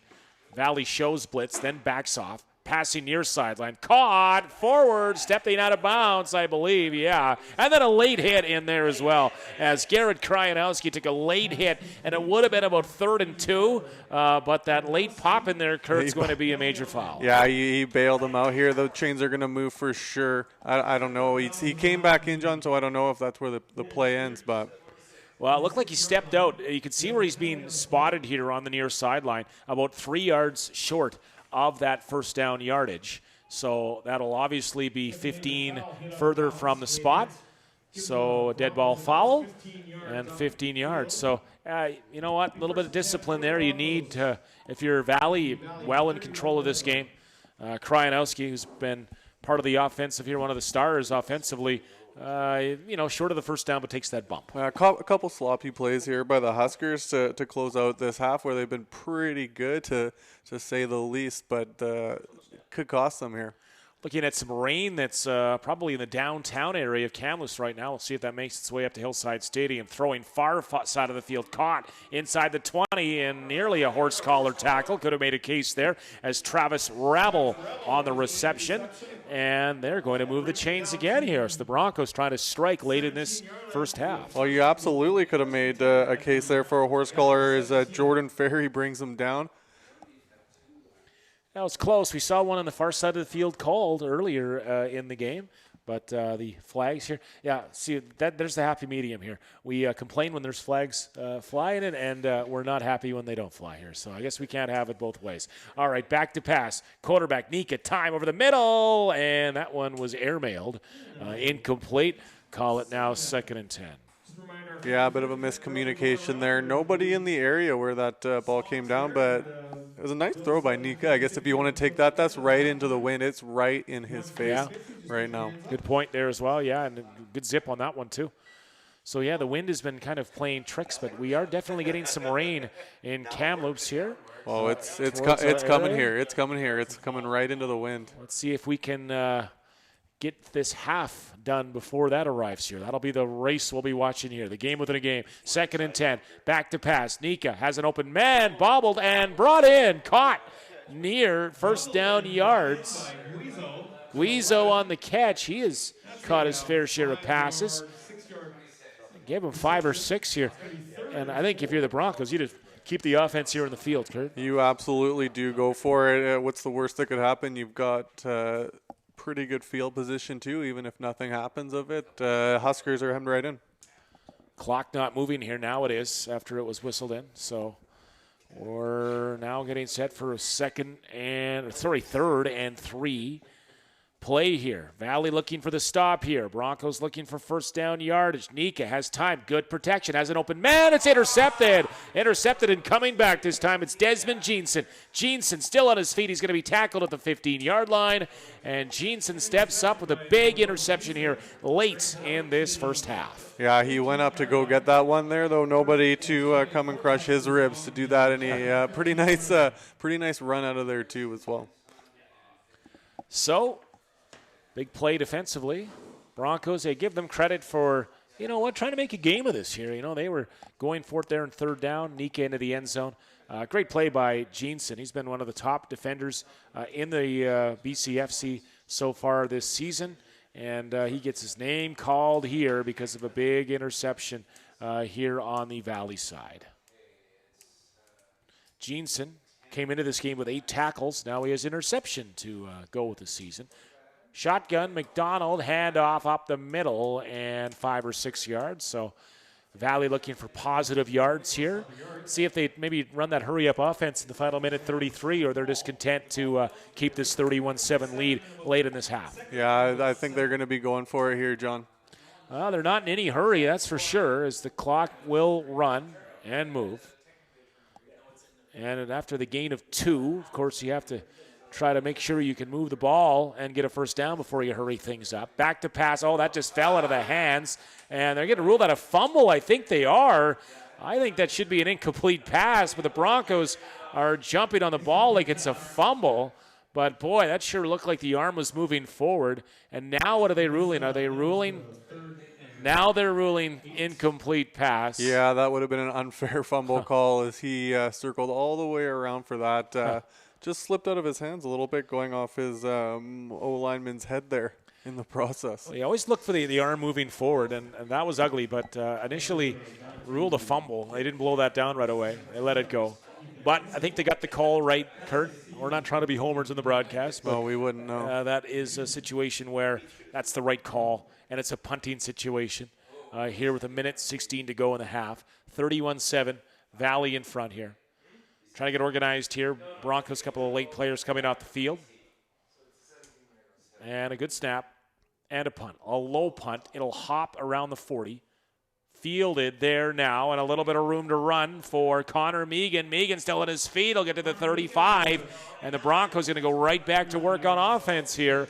And they're going to try to put up some points here before the end of the half. Megan, for me, John, here by far the player of the half for the Broncos. Not only is he making all those tackles you just alluded to, he's not a bad return game either. So 35-yard line, so Broncos have 1:04 to try to work this out and try to put up some points before the end of the half. Well, if they're going to go for it, you'd think it would be right here, right now. Shotgun, formation, middle of the field. Nika to pass, has a man. It's brought in. It's caught by Cameron Wright. Right with the reception. He'll get to the 20, give him 15. And the Broncos in motion here. Yeah, really good hands there. Cuts back outside, gains a couple more yards after, and moves the chains. First down. So with a minute on the clock, it'll run here as play is whistled in from the 20-yard line. Nika in under this time. He will hand off. Samda, a little bit of room, still on his feet. Samda fighting forward. He'll get maybe, let's see where they spotted here. Kind of surprised they run it on first down here with the clock under a minute. Yeah, you would have thought they'd be, every first down they get a chance here now, they'd be going for it. But full credit to the running back there. He powered his way through. And a timeout on the field here. So the Broncos, that I guess if you're going to run the ball, you do have a timeout to use. So that's what they do here. They're stopping it. Word coming out, Kurt, in the football world about the pending retirement announcement of Andrew Luck, longtime quarterback for the Indianapolis Colts. Yeah, it's funny you say longtime quarterback because he seemed injured for most of his career, and maybe he's just doing the smart thing now. His body can't handle it, and there's no point in trying to fight it. But that's a report by Adam Schefter that he's talked to Jim Irsay and informed that he's going to be retiring. Yeah, well, they were hoping to have him ready for week 1 of the NFL season, so obviously something has changed on that front. And that's making its way around football circles here tonight. We also have CFL action. BC Lions ready to kick off against Hamilton. We'll keep you posted on that game. But right now it's the Broncos on 2nd and about 7 yards. Shotgun Nika. Far hash. Looking to the end zone. Has a man. Touchdown. And the Kamloops Broncos start the half with a touchdown. And Garrett Krajanowski will end the half with a touchdown there as well. Well executed 35-yard drive. Yeah, absolutely well executed. Krajanowski finding the open room. There was nobody around him. He could have probably run in and out of the end zone before he was touched. So it was Matt White, 14-yard touchdown reception on the very first possession of the game for the Broncos. And now it's Garrett Krajanowski, a 20-yard catch. Nice ball there by Nika, delivered into a tight window for the major score. That's one way to bookend the first half. What a high snap. Wow, the holder did a great job to get that one back down. So there you go. We got a game here. It's 31-14 Valley. So a 17-point game. And you've given yourself at least a little bit of a glimmer of hope the way you're able to score late in this first half. Well, three-score difference sounds a whole lot better going to the half than a 4-score. Although Valley here, let's see what they try to do with what might be in the neighborhood of 30 seconds to go once they kick off here. And that rain that we've been talking about is sort of just lingering in the same area. That might just slide right by here, Hillside Stadium. We'll keep our eye on that. I wouldn't be surprised if this heavy wind is just keeping it at bay, pushing it back. And whoever's down there is getting wet to the, I guess that would be to the the east of us, southeast or so of Hillside Stadium. I know you've only been in Kamloops now for a short time, Kurt. You get your directions down, Pat? I see the highway back into Vancouver from my house, but that is about it. All right, okay, up the middle here, Poulin. And a flag comes in here late after Poulin. And then a little bit of contact after the fact here and some pushing going on. For the Broncos involved there, it's Abe Fimbo. So you see Fimbo back on special teams. So that's a good sign. Maybe just one of those stingers after that hard contact and that tackle earlier. Boy, I don't know if you've ever popped your shoulder out, John, but it is not pleasant no matter what. And even when it does get back in, it's still really, really tight. Doesn't sound like something I'd like to do or try. So I'll take your word for that. Flag was on the Huskers, by the way, during the return. They've got 31 seconds to see the way they've been carving through the defense so far. Not much good could happen from your 20 with 31 seconds left. Risk reward isn't there. I wouldn't be surprised if Valley takes the knee, takes the 17-point lead into halftime. A lot of things can go wrong. Turnover, and all of a sudden it's auto field possession. But I'm not the offensive coordinator, and we're out of the shotgun with 4 receivers to the near side right. Passing play to the sideline. It is caught in and caught. Nice grab, nice pass. Chavis Spencer.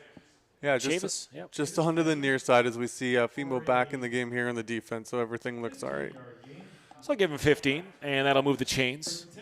25 seconds to go here. Ball to the 35-yard line. So chance for the Valley quarterbacks here to try to run a somewhat of a hurry-up offense with limited time. Near hash, wide side of the field, you have 3 receivers. Back to pass, over the middle, looking for a man. It's intercepted. Turned over here. Broncos on the move back, midfield, 50, 45, head down, and that's what the Broncos were looking for. And Kimbrell with the interception, Austin Kimbrell, and that's to the 45-yard line with 14 yards. And I hate to say to the Valley Huskers. I told you so, but that's the only good thing that can happen out of that. You did say that. The sideline is absolutely jacked up right here, John. Yeah, this is good momentum. And flags are flying. Flags are up. Flag on the play. Late flag on the play. And was that something to do with the celebration, perhaps? It looked like he was looking over the Huskers there. Wait to get confirmation here. Well, they're moving the chains forward like it's going to be. Yeah, look at this. So of a 15-yard variety penalty, I believe. 15-yard penalty. Oh, you didn't see much there, but you wonder if he said something the ref didn't like. Wow. So Valley here, you know what, in very good position in this game only 5 minutes ago, and all of a sudden you have a chance here with 14 seconds to run a couple of plays. It's a brand new ball game if the Broncos can get within 10 here. Valley won't be happy, giving momentum late to the Broncos here in this first half.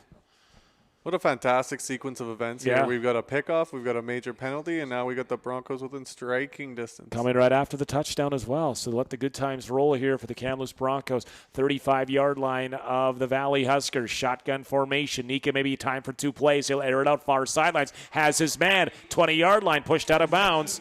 Nice work, Matt White, on that reception. And Matt White, who already is a touchdown catch. Right at the 19-yard line there. That took 6 seconds. So he got it to bounce as well. So the clock won't start until the ball is snapped. Great throw. Great play there. Yeah, you got to love coming cross body there from a southpaw and Nika. That is right in his wheelhouse. So chance here, I think you take one shot at the end zone perhaps. If not, you maybe kick a field goal, a rare BCFC field goal. We've already seen one here tonight, an 11-yarder. Back to pass. Nika, shotgun formation, looking to the left side of the field, into the end zone, has a man. Touchdown, Broncos! What a sequence here. Back to back. It's Evan Guizo, the touchdown grab, and it's pending the convert, a 10-point game, Kurt. Yeah, and I think this all started when the Huskers tried to get cute with the onside kick there. They followed that up with a major penalty, and they just invited the Broncos back into the game here, and that's exactly what they've done pending the convert. Like you said, it could be 10 points. Kamloops Broncos were down and out. Down 31-7 late in the first half, and they're able here to close the gap here. And again, we talk about it, Kurt. I don't know why Valley just doesn't kneel that out. They turn the ball over and look what happens here. And if you're the Valley coaching staff, you're saying, hey, we have to be a smarter football team than what we showed in the final minute of this half here in Kamloops. Yeah, that's it's not going to cut it. I wish I could get down there into their locker room with a mic for some audio because know it's just going to be absolutely fantastic. It's not good enough. Well, that's here on from the Huskers. For me, that's on the coaches, though. I mean, you can yell and scream at all you want, but the fact that you're trying to push the ball down the field, deep in your own territory with limited time, not much good can come from that. You're better to take the knee, and at that point, the 17-point lead. Call it a lead now of 10 here, and a kickoff pending with just 2 seconds on the clock. Yeah, it's definitely not going to be as easy as they thought from the first quarter on. I don't think we're going to see any cutesy plays here in the second half. So back-to-back touchdowns. It's just really not respecting your opponent enough here. Yeah, that's pretty much what it comes down to. Valley could be in really good shape here, basically in cruise control in the second half. But unfortunately for them, unfortunately for the Broncos, they are back in this football game. To the delight of this crowd, I might add, which has filled up since the start. Kickoff here, what will they do? They'll squib it. It will be on a hop, bounces free, and going down right away, and they're going to say that is the end of the half. Now they'll take a knee. Hey, Broncos, a lot of momentum, Kurt, to ride. The way this half ended with back-to-back touchdowns, they made it a 10-point game here with the second half upcoming. Yeah, the Broncos are going to be on their toes here into the start of the second half, and if they can push a little bit further, they'll keep the Huskers on their heels, and then they're going to take the lead here. John, I feel it right now. Oh, yeah, Kurt Appleby on the color. I'm John Keane. We're going to take a break for halftime and be back in 15 minutes. It's the Rams up Valley up 31-21 on the Kamloops Broncos after 2 late touchdowns by the Broncos. This is BCFC TV here, webcast from Kamloops, BC.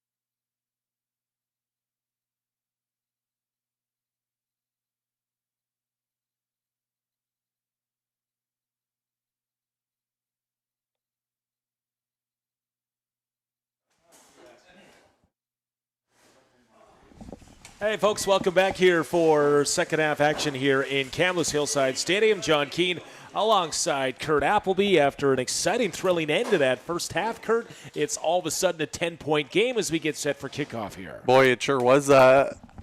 It sure was a fascinating finish, and it all started with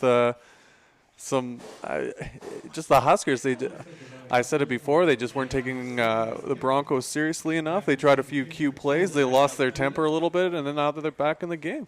Think of a lot of things that happened in the two late touchdowns in the final minute, but the extending drive play with the late hit on what would have been 3rd and 3, and the Broncos are able to keep it moving here. And now Valley will get the ball back. We'll see if they can buckle down, because when they want to move the ball offensively with their top players, they were really doing it at will in that first half. Yeah, first in the air and then at the ground.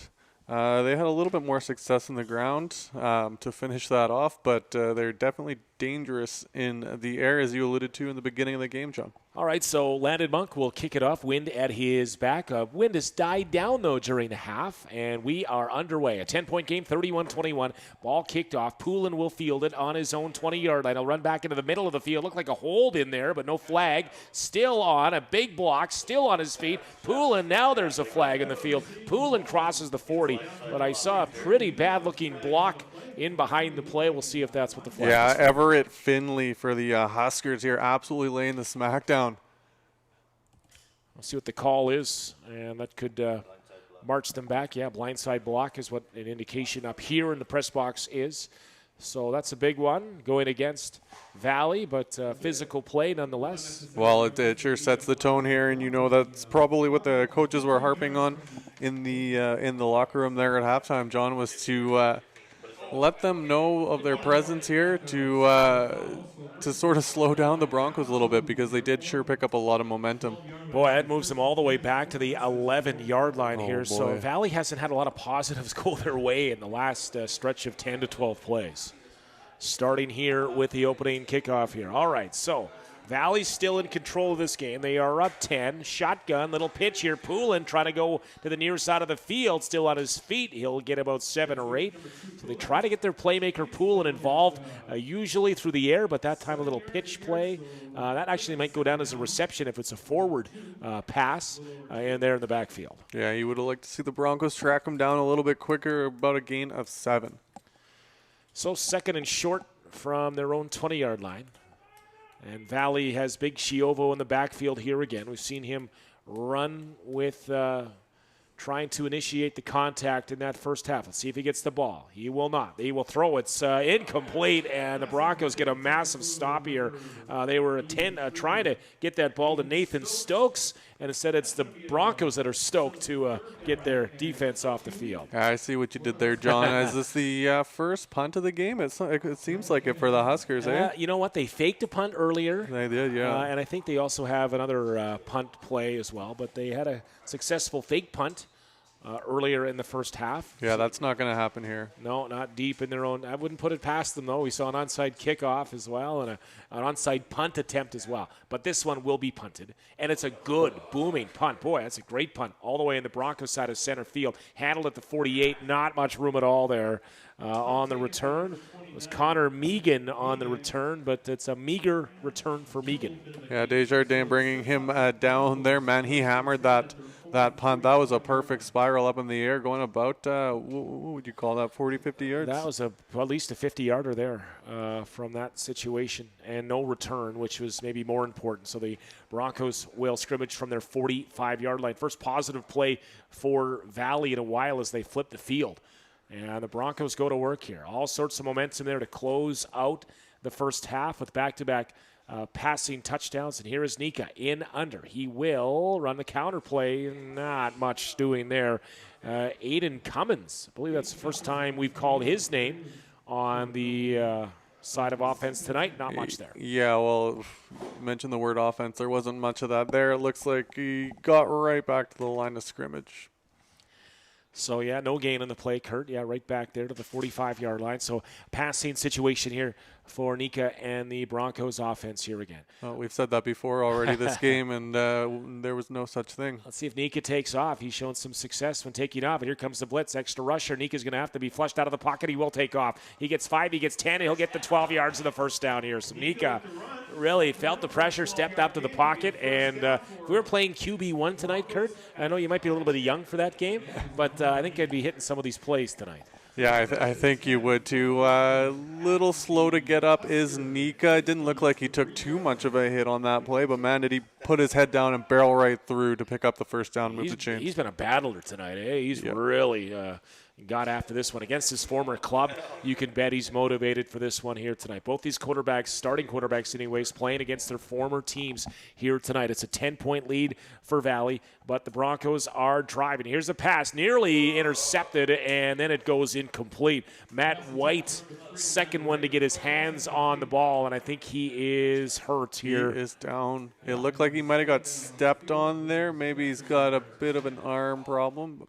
He's on one knee now. He'll be looked at on that first down play. Boy, yeah, Broncos are lucky that wasn't pick, and it would have been a pick six, probably the momentum that Valley's defender there didn't catch a number looked to have on that play. Might have been the DB over there, Jordan Ferry. It could be a bigger loss for the impact that White's had in this game.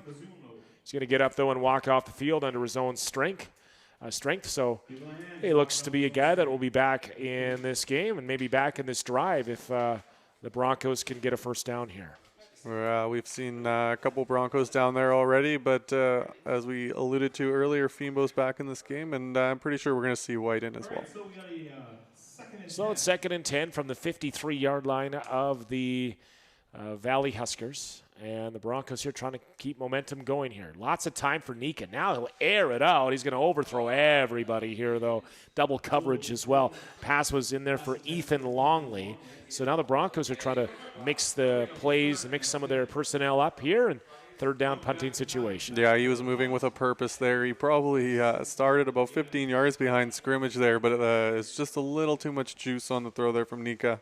Nika on the sidelines now seems to be kind of holding his midsection a little bit as he grabs a water bottle and tries to walk off whatever's going on there. Not sure if he took a late pop in there or not after he delivered that ball. He's probably still feeling the effects from the play. Good point.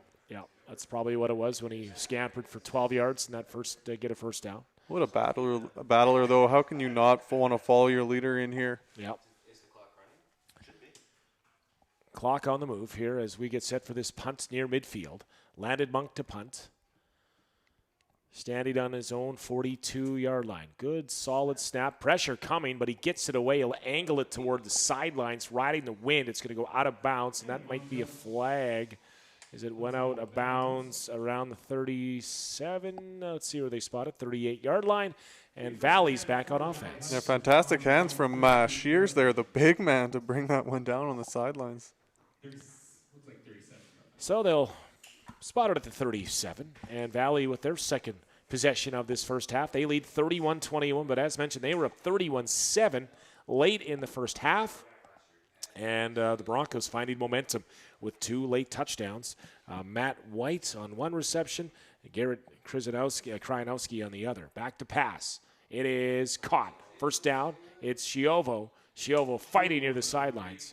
And the usual running back is able to get first down yardage or close to it. Yeah, I'm not sure he got quite there, but he showed good hands, and then you see the power in his legs there to get a couple more yards out of that. So we'll see where they spot this football. The yard marker for first down is, I don't know if, I think he broke one of the chains there near the sidelines.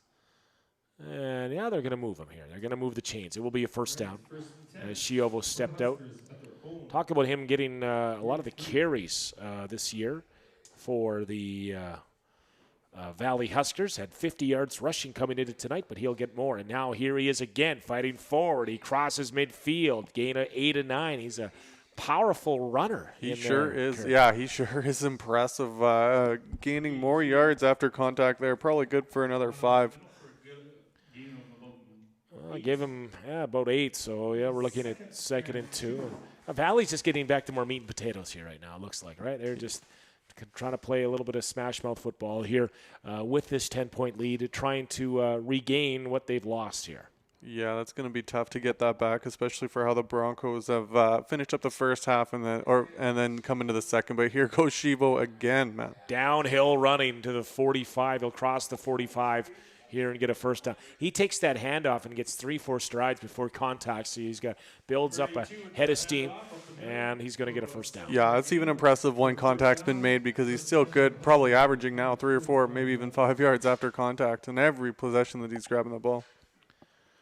So Valley takes it to the 45 of the Broncos here. We are in the third quarter. Clock running, 10.5 to go here. Shotgun formation, 3 receivers, far side of the field. Back to pass. Here comes the pressure, and Van Knet's going to get put in under. A gang tackle led on the play by Logan Rapchuk and company, and it's a massive quarterback sack for the Broncos. Massive is right, John. They took him down with authority. 3 Broncos jailbreak there in the backfield, and they came at it here. Talk about it. Broncos have stepped up and made some big defensive plays in this game, and that was another big one, their second sack of the night. Yeah, the offensive line had just evaporated right there. Looked more like a hologram that the 3 of them ran through and took down the quarterback. This will be a big stop. We know that the Valley Huskers like to air it out. They've converted a couple of second and long situations already tonight here, and this is a second and about 23 here. Shotgun, 4 receivers to the right, flags fly. Van Kent in trouble again. He goes down. Back-to-back sacks. We do have flags on the field here. Might be offside. We'll wait and see here, or was maybe one of the receivers for Valley offside.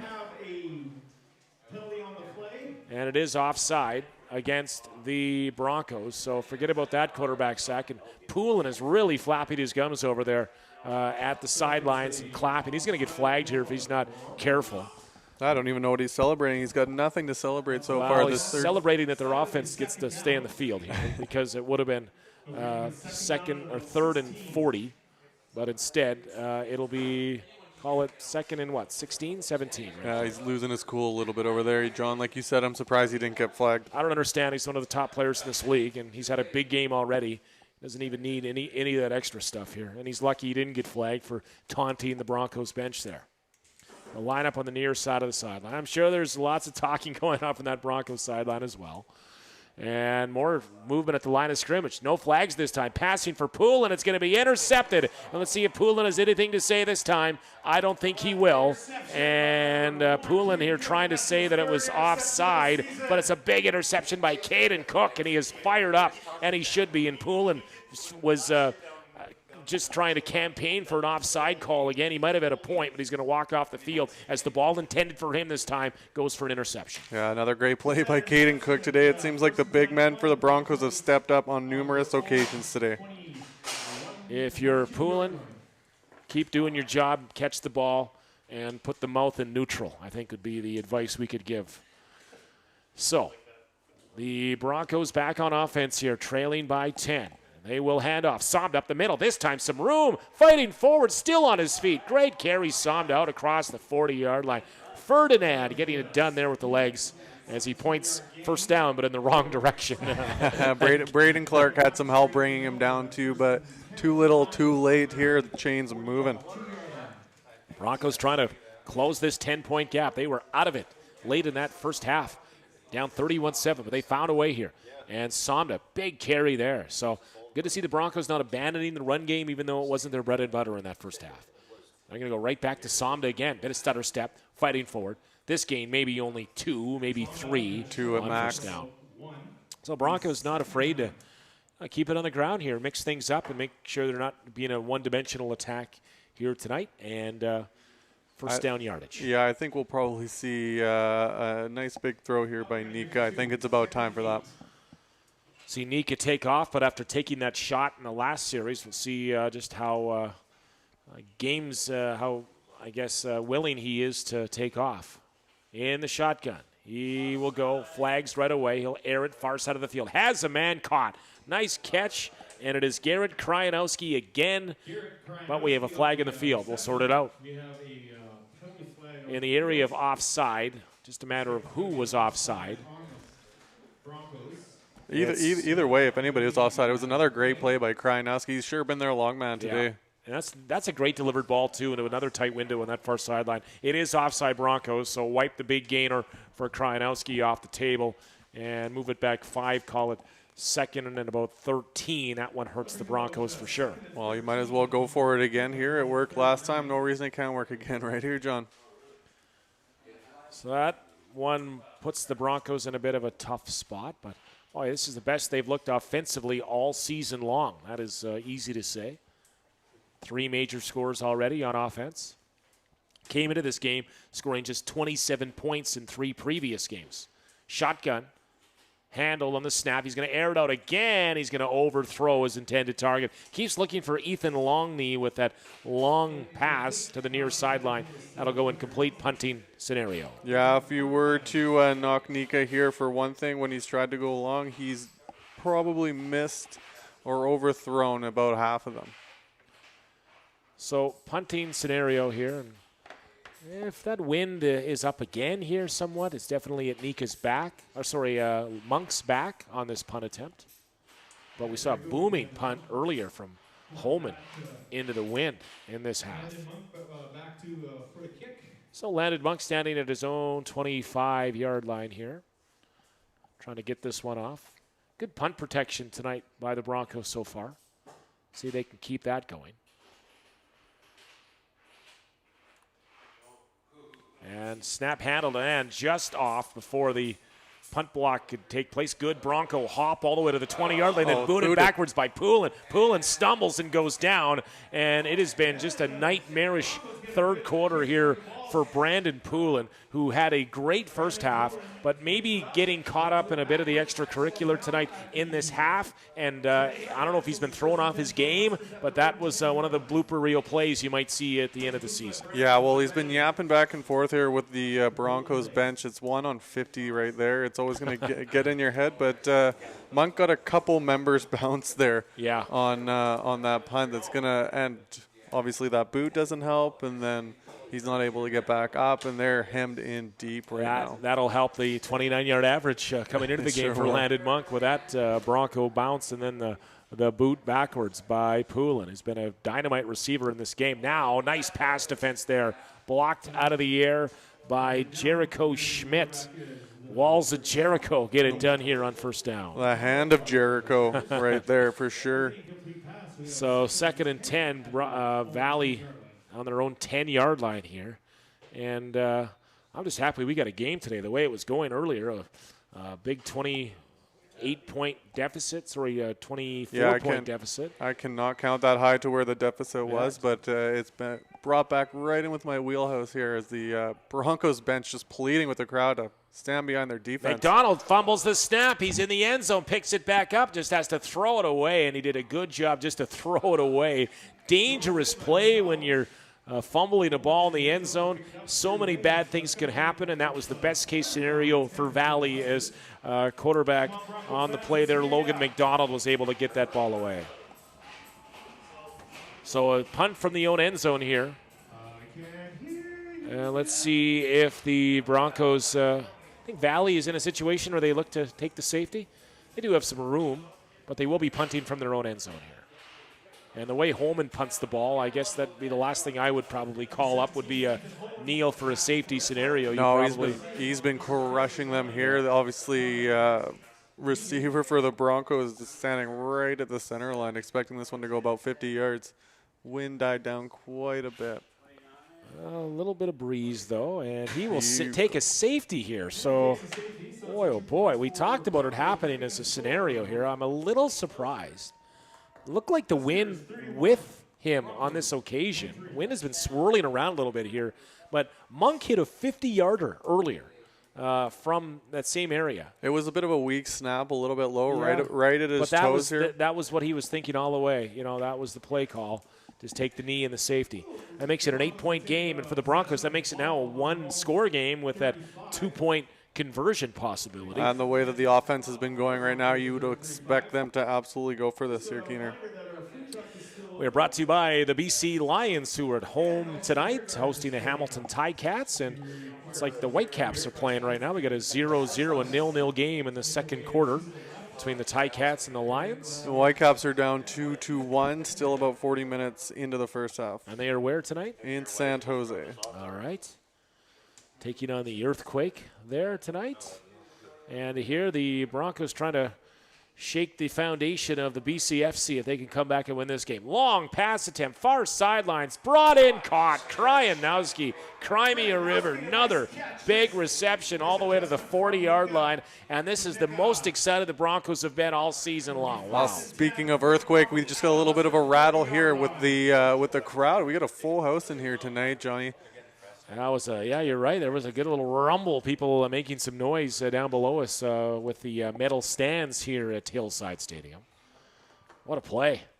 So after the safety, so there goes your safety philosophy because the Broncos already knocked it on the door on the 40-yard line on that long pass. Now Somda, he will take the handoff up the middle, give him 3, give him 4. Valley waiting for him. A couple of tacklers. Might have an injury here on the field. One of the Valley players. He's going to get up. Good work by Jacob Dodd to shake it off.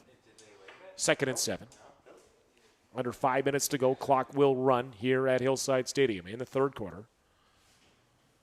And the Broncos huddling up here.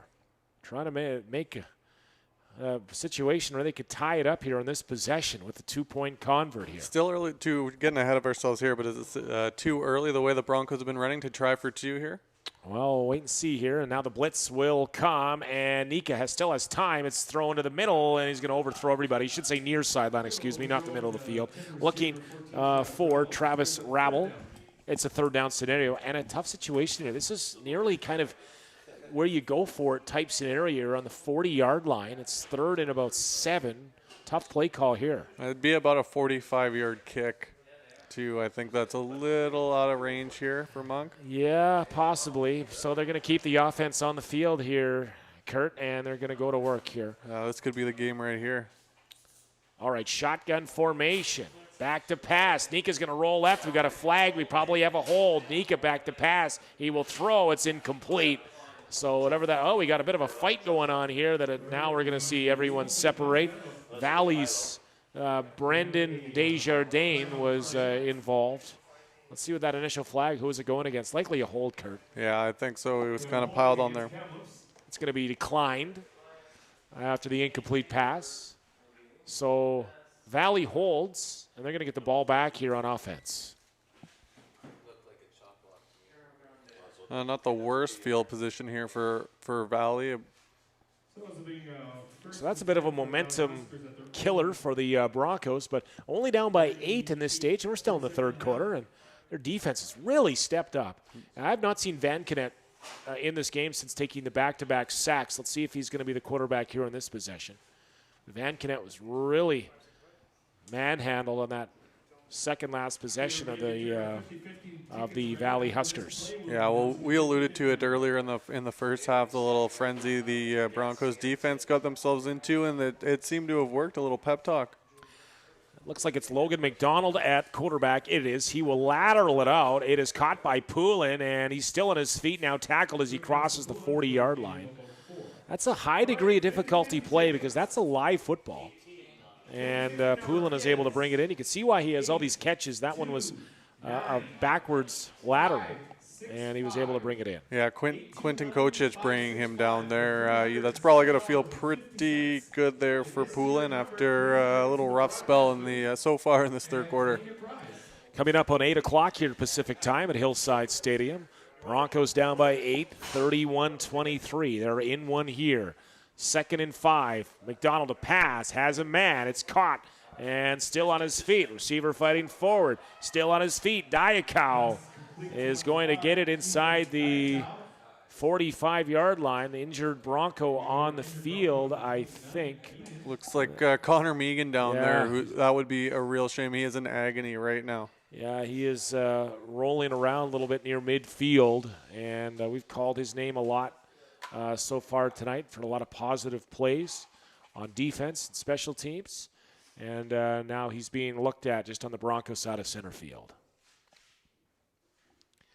So a hush falling down over this the stadium here now, John. For the most part, you know what? It's been a well-played football game here. We haven't seen We've seen the offenses execute pretty well. We haven't seen a lot of illegal procedure and calls like that.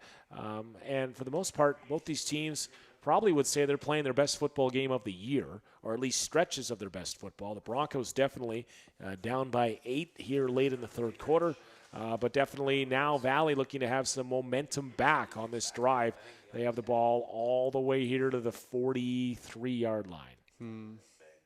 Meager's going to get some help up here. Are you not entertained, John? Yeah, exactly. Are you not entertained? Meager looks like he's favoring a knee. He's going to get a help from a couple of teammates. Left leg, left knee as he comes off the field. Ouch. So we'll wait and see if he comes back. Straight to the table for him for now. Ouch. So it is a first down here after that nice catch and run from Ethan Diakow. Shotgun formation. Poulin, the little flip pass again here. Still running forward, far sideline across the 30, and he goes out of bounds at the 25-yard line. That'll go down in the books as a reception, as it's just a little flip forward here. And we talked about why he gets so many offensive touches. He almost acts like a running back in that scenario. Oh, he's just such a small little guy there that he's able to fit right through all these big guys. So a first down play to the 25-yard line for the Valley Huskers. Megan is tapping out down here on the table there. Focus solely on his right calf right now. I hope it's just a muscular or a cramp type scenario, but boy, tough one for sure. First down after the Poulin reception. Back to pass. McDonald caught. First down, and a hard tackle in there on the catch by Dylan Menocha. He'll be near the first down. Yeah, Josiah Griffiths, John bringing him down there. Yeah, big tackle. That has some authority to it, right? Crushed. So that first down yardage will get him to the 15-yard line. Gain of 10. Need a big stop here. Yep. From the 15 here. Broncos need to flip the field here. Turnover, interception, fumble type thing here. 8-point game here. Valley marching. McDonald, the quarterback. He will throw it far sidelines, but he'll overthrow everybody. Way too much here. That's funny. You know, you throw about a 40-yard pass in an attempt to gain about 4 yards to that far sidelines. That's the Canadian game here in this wide field. Yeah, well, it's the only game of football you can throw a 1-yard pass for 25 yards. That's right, yeah. And that now is a key situation now for the Broncos here, trying to hold Valley to a field goal. That would make it an 11-point game if the Broncos can hold here on 2nd and 10. Yeah, time running out here. Just about a running clock at 1:40 left in the third. Shotgun, empty backfield now. Back to pass. McDonald, he'll throw to the sidelines. It is caught near the 5-yard line, near first down yardage for Poulin. And he'll be close to that first down. He should have it. Could be just a yard short here, I'm seeing. Yeah, perhaps. Yeah, maybe a half yard short. 3rd and short. Are they going to measure it here? I'm not sure. See some of the Valley players kind of signaling with their two hands that it's about a foot or so short. Oh, they want to go for it. Yeah, I would think so here. You get that yard off the ball here in the line of scrimmage. So, timeout Valley. They're going to talk about it here with 1:26 to go in the third quarter. Only points in this third quarter has been that safety kneel down for 2, which has closed the gap to 8 points here late in this third quarter. Seems like a long time ago for not much happening since then. Well, we should definitely open a game with a lot of offense, a lot of fireworks, and a lot of things going on here. But offense has, both sides have cooled down here a little bit so far in this third quarter. Yeah, take that for what you will. It just means the defense has picked up, and that's something we saw absolutely none of in the first half. So Valley, not sure they're bringing in the big boys here or not. This is where in the pro game you bring in a couple of your personnel guys here to try to push you forward here. BCFC TV, we're in Hillside Stadium. Beautiful night. Threats of rain have somewhat subsided here around the city as we look here. All but dissipated here in the far, what did we say it was, east? Southeast corner, I'd say, yeah. And we get set here for this 3rd and short here. All sorts of movement here, and Valley's going to. They're coming back probably 5 here. yards here. Yeah, so much for the 3rd and short. Everyone pretty excited on that line. Looked like they were trying to set up maybe a little run around that right side with all that protection they had. And now it's a field goal scenario here for Valley. Yeah, would you have taken that before the snap there, John, to take almost an automatic field goal and no threat of a touchdown here? Yeah, I think you do, right? I think you make it. It's only an 11-point game then if they can convert. Remember, field goals are very rare in the BCFC, but this pretty much like a convert attempt here for Holman. Who we've seen probably put it on an unnecessary 50-yarder, about 5 yards out. Let's see if he can chip through what looks to be about a 17-yarder or so. The wind has picked up here quite a bit to the left. Yeah, it is blowing a little bit across the field here from the far sideline to the near sideline as you see it in the webcast. And equipment issue for, looks like, equipment issue for Tyson Spence. Big D lineman's going to have to get off the field, like a shoulder pad issue perhaps. So an official's timeout here on the field. No, he's not wearing a knee pad. Or bleeding, yeah. So they're going to get set for about a 17-yard field goal here. It looks like he needs a Band-Aid out there. All right, so they're going to actually not put in a sub player. They do allow time for that, so they are going to try to get Spence back in this game here. And these battle of two teams that have played hard tonight. Battle of two teams still looking for that first win of the season at 0-3. And that is also the score in the BC Lions game right now. It's 3-0 BC in the second half there at home as they look for their first win at BC Place this year. Megan Allgood, by the way, doing high knees here as he picks up his helmet. And it might have been just a cramp, but we've seen some players in this game get taken off the field thinking, boy, that might be a season-ending injury, and they're back just a few plays later. Yeah, so that's he's fired up. He's ready to. He wants to get back on the field there. Looked like he kind of signaled to somebody in the crowd that everything was okay, that he was fine. So now we get set for the 17-yarder from number 17. The kicker, Ethan Holman, also handles the punting duties. Real good special teams player.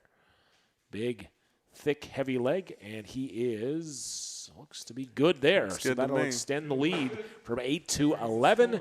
And for the Valley Huskers, that's a bit of a relief considering now it's a two-possession game. Yeah, anytime you can make it a two-possession game. Still obviously a quarter here to go, but a minute left for the Broncos to do something here in the third, John. Broncos here had all sorts of momentum. You think back to that 3rd and 6 from the 40-yard line that they were stopped on. They were gambling. That flipped the field somewhat and gave Valley a chance here to catch their breath. It's now an 11-point game, but Broncos back on offense here from the 35-yard line. Good game going here at Hillside Stadium. Both these teams have taken turns in taking over this football game. It's been a bit of a stalemate in this third quarter.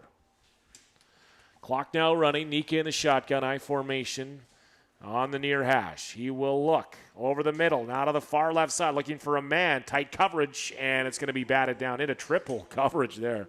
And that is a bit of an equivalent of a prayer when you throw up the ball in triple coverage. They were looking for Krajnowski again. Yeah, Jacob Dodd got his arm to it, but that was almost by accident that it hit him there. Never any threat of an interception. Also never any threat of a reception here for the Broncos. Joining us late, no longer on the roster, at least for this game and moving forward for the Marusaranwa brothers. Kuda was the offensive spark plug for the Broncos. Kuda Marusaranwa off to do track in Guelph, University of Guelph. His brother going there as well. Pass over the middle, incomplete on that second down play. Yeah, looking for Matt White there. Just got twisty-turny there and whizzed right by his head. So a 2-and-out for the Broncos on offense.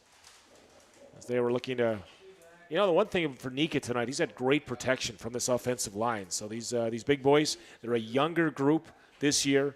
They're giving Nika great time in that pocket to deliver these passes.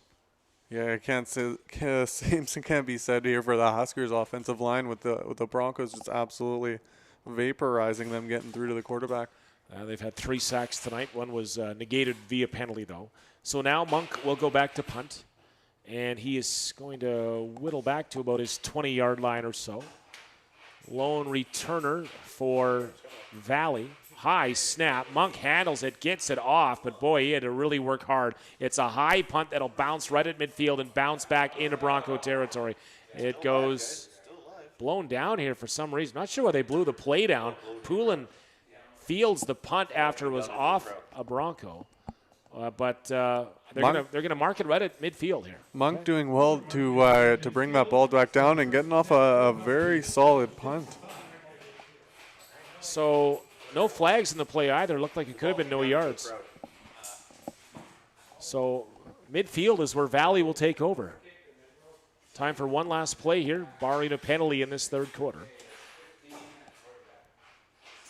And it's Van Kennett back at quarterback here again. Van Kennett will hand off. Flags fly. Chiovo on his feet, still running. He barrels his way down to the 37-yard line. Boy, he's a load. We do have flags. Flags on play. And it's in the area of an offside play. Let's see what the flag is. And so I think it was too many men in the field, illegal substitution. So they didn't quite have that player off the sidelines. So I think you'll decline that anyways based on the gainer. I would assume they would decline it after that big run by Chiovo again. And that should be the end of the quarter, I believe. But we'll let them sort it all out. We have an injured Bronco on one knee. It looks like FEMA backed down again, and he's who Chiovo ran over and happened to fall himself, but not much of a tackle. But FEMA definitely stopping progress right there. So it was too many men on the field, illegal substitution, and it is a penalty that was declined. So that'll do it for the third quarter. So we have an 11-point lead for Valley. Both these teams trying to win for the first time this season. It's John Keane. I'm handling the play-by-play duties. Kurt Appleby handling our color commentary here this evening. And it looked like we were going to have a runaway tonight, but it's definitely a game here to the fourth quarter. Yeah, I don't know if I would have believed you if you told me in the first and at the beginning of the first half there that we'd be within striking distance, but it's going to take a couple of Broncos scores here to get something done, and the defense has to continue to be strong as they've been throughout this whole half. Two teams will play again in late September in Chilliwack. So first down. Van Kennett handing off. Chiovo kicking it out wide with room. Stiff arm in there. Now he's tackled. Good defense there to stand up Chiovo, string it out, and maybe a yard. Maybe not even that. Chiovo, really like the way he runs. For me, he's a north-south guy, though. He's trying to kick it out on the sidelines. That's the design play call, but boy, he's had real success when he just gets right up the middle of the field. As this rain is coming down now quite heavily. Oh, there it is. Yeah, now the rain is coming down here. So we got some old school football here. So eventually, I just said, what did I say? The threat of rain is dissipated. I will never be a weatherman, I guess, because it is coming down. Shotgun. They're going to screen it out. Little bit of room here. Not much. Dialco trying to make a move. Still on his feet. He's pushed out of bounds.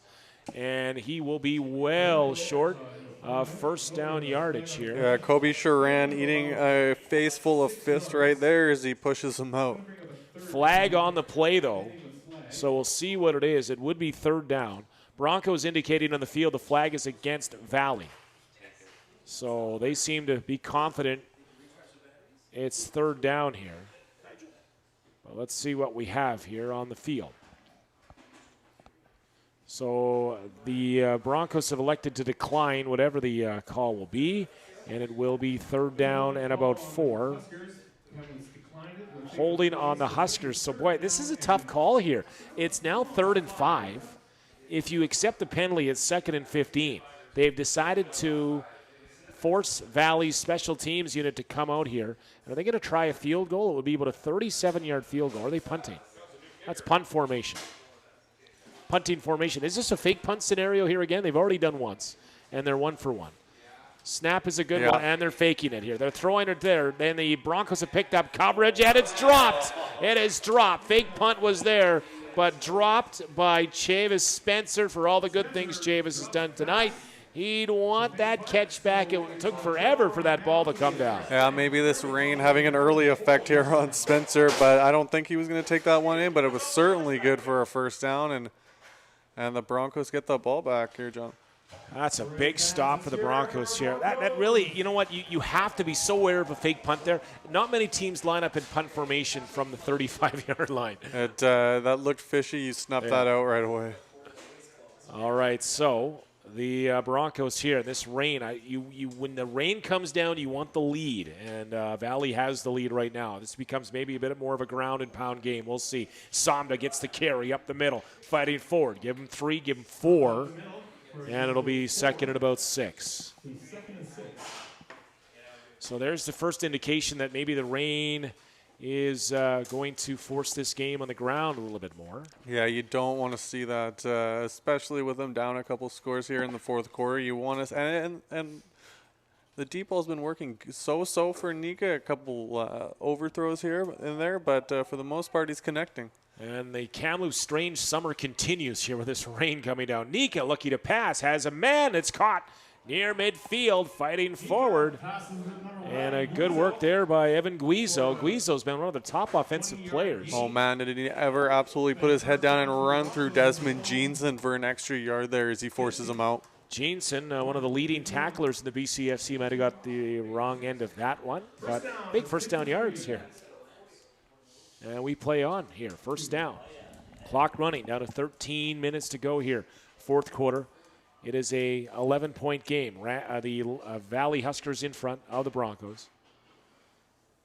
Shotgun, Samda, the carry, trying to kick it out back in the middle of the field. He'll get back to the line of scrimmage. That is it. Samda carrying the mail here on this drive. Yeah, Tyson Spence again here with that tackle as he stands over Samba and looks down on him. And again, we've seen players flagged for that. It's more of a college football rule. You see flags flying for. They deem that a bit of a taunting when you stand over your opponent like that. See it in the CFL as well. Just not here apparently. No, all right. Well, we roll on here after a short game. Give him one. All right, back to pass. Nika, here comes the pressure. He'll deliver over the middle. It's caught in near first down yardage. Guizo, the forward progress will mark this only about a yard short, Kurt.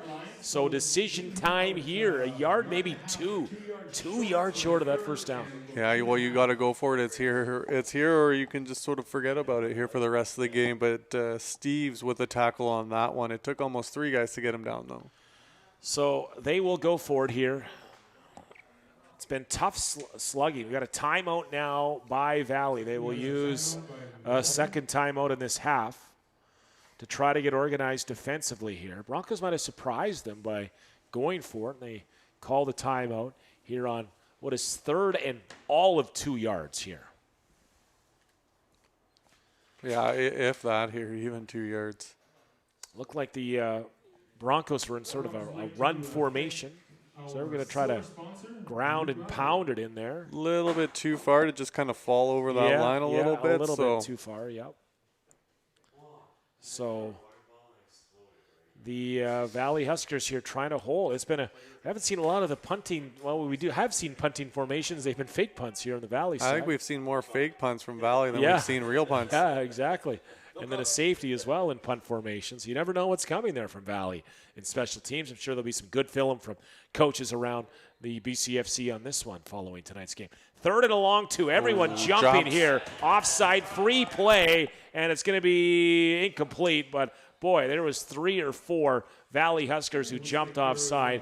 And if there was no movement on the Broncos side, that's going to be an auto first down. Yeah, whatever they did to fake him out, he sure had a lot of guys biting on that one. Hard count down there. We don't have the we're not at an open air booth here. I'm fine with that right now, Keener. Yeah, it is rainy, but with that hard count perhaps drawing Valley offside on a big first down. At the Valley 45. I think that was the play all the way. Just hard count them, and if not, then put the ball up for grabs. And it is a first down to the 45-yard line, and the Broncos are trying to close the gap here. In under this time, Nika. He will. Back to pass, has time, delivers a ball, and it is almost hauled in from Travis Rabble, but that play took a long time to get to Rabble, and it was nearly intercepted as well. Yeah, not coming out of the Nika's hands as fast as we've seen it earlier in this game, and Rabble unable to bring it down but get a hand on him. So brings up 2nd and 10. This might be 3-down football here right now for the Broncos, regardless of how many yards are gained here on 2nd down. As they trail by 11, with just over 11 minutes to go here in this 4th quarter. Shotgun this time for Nika. 2 in the backfield.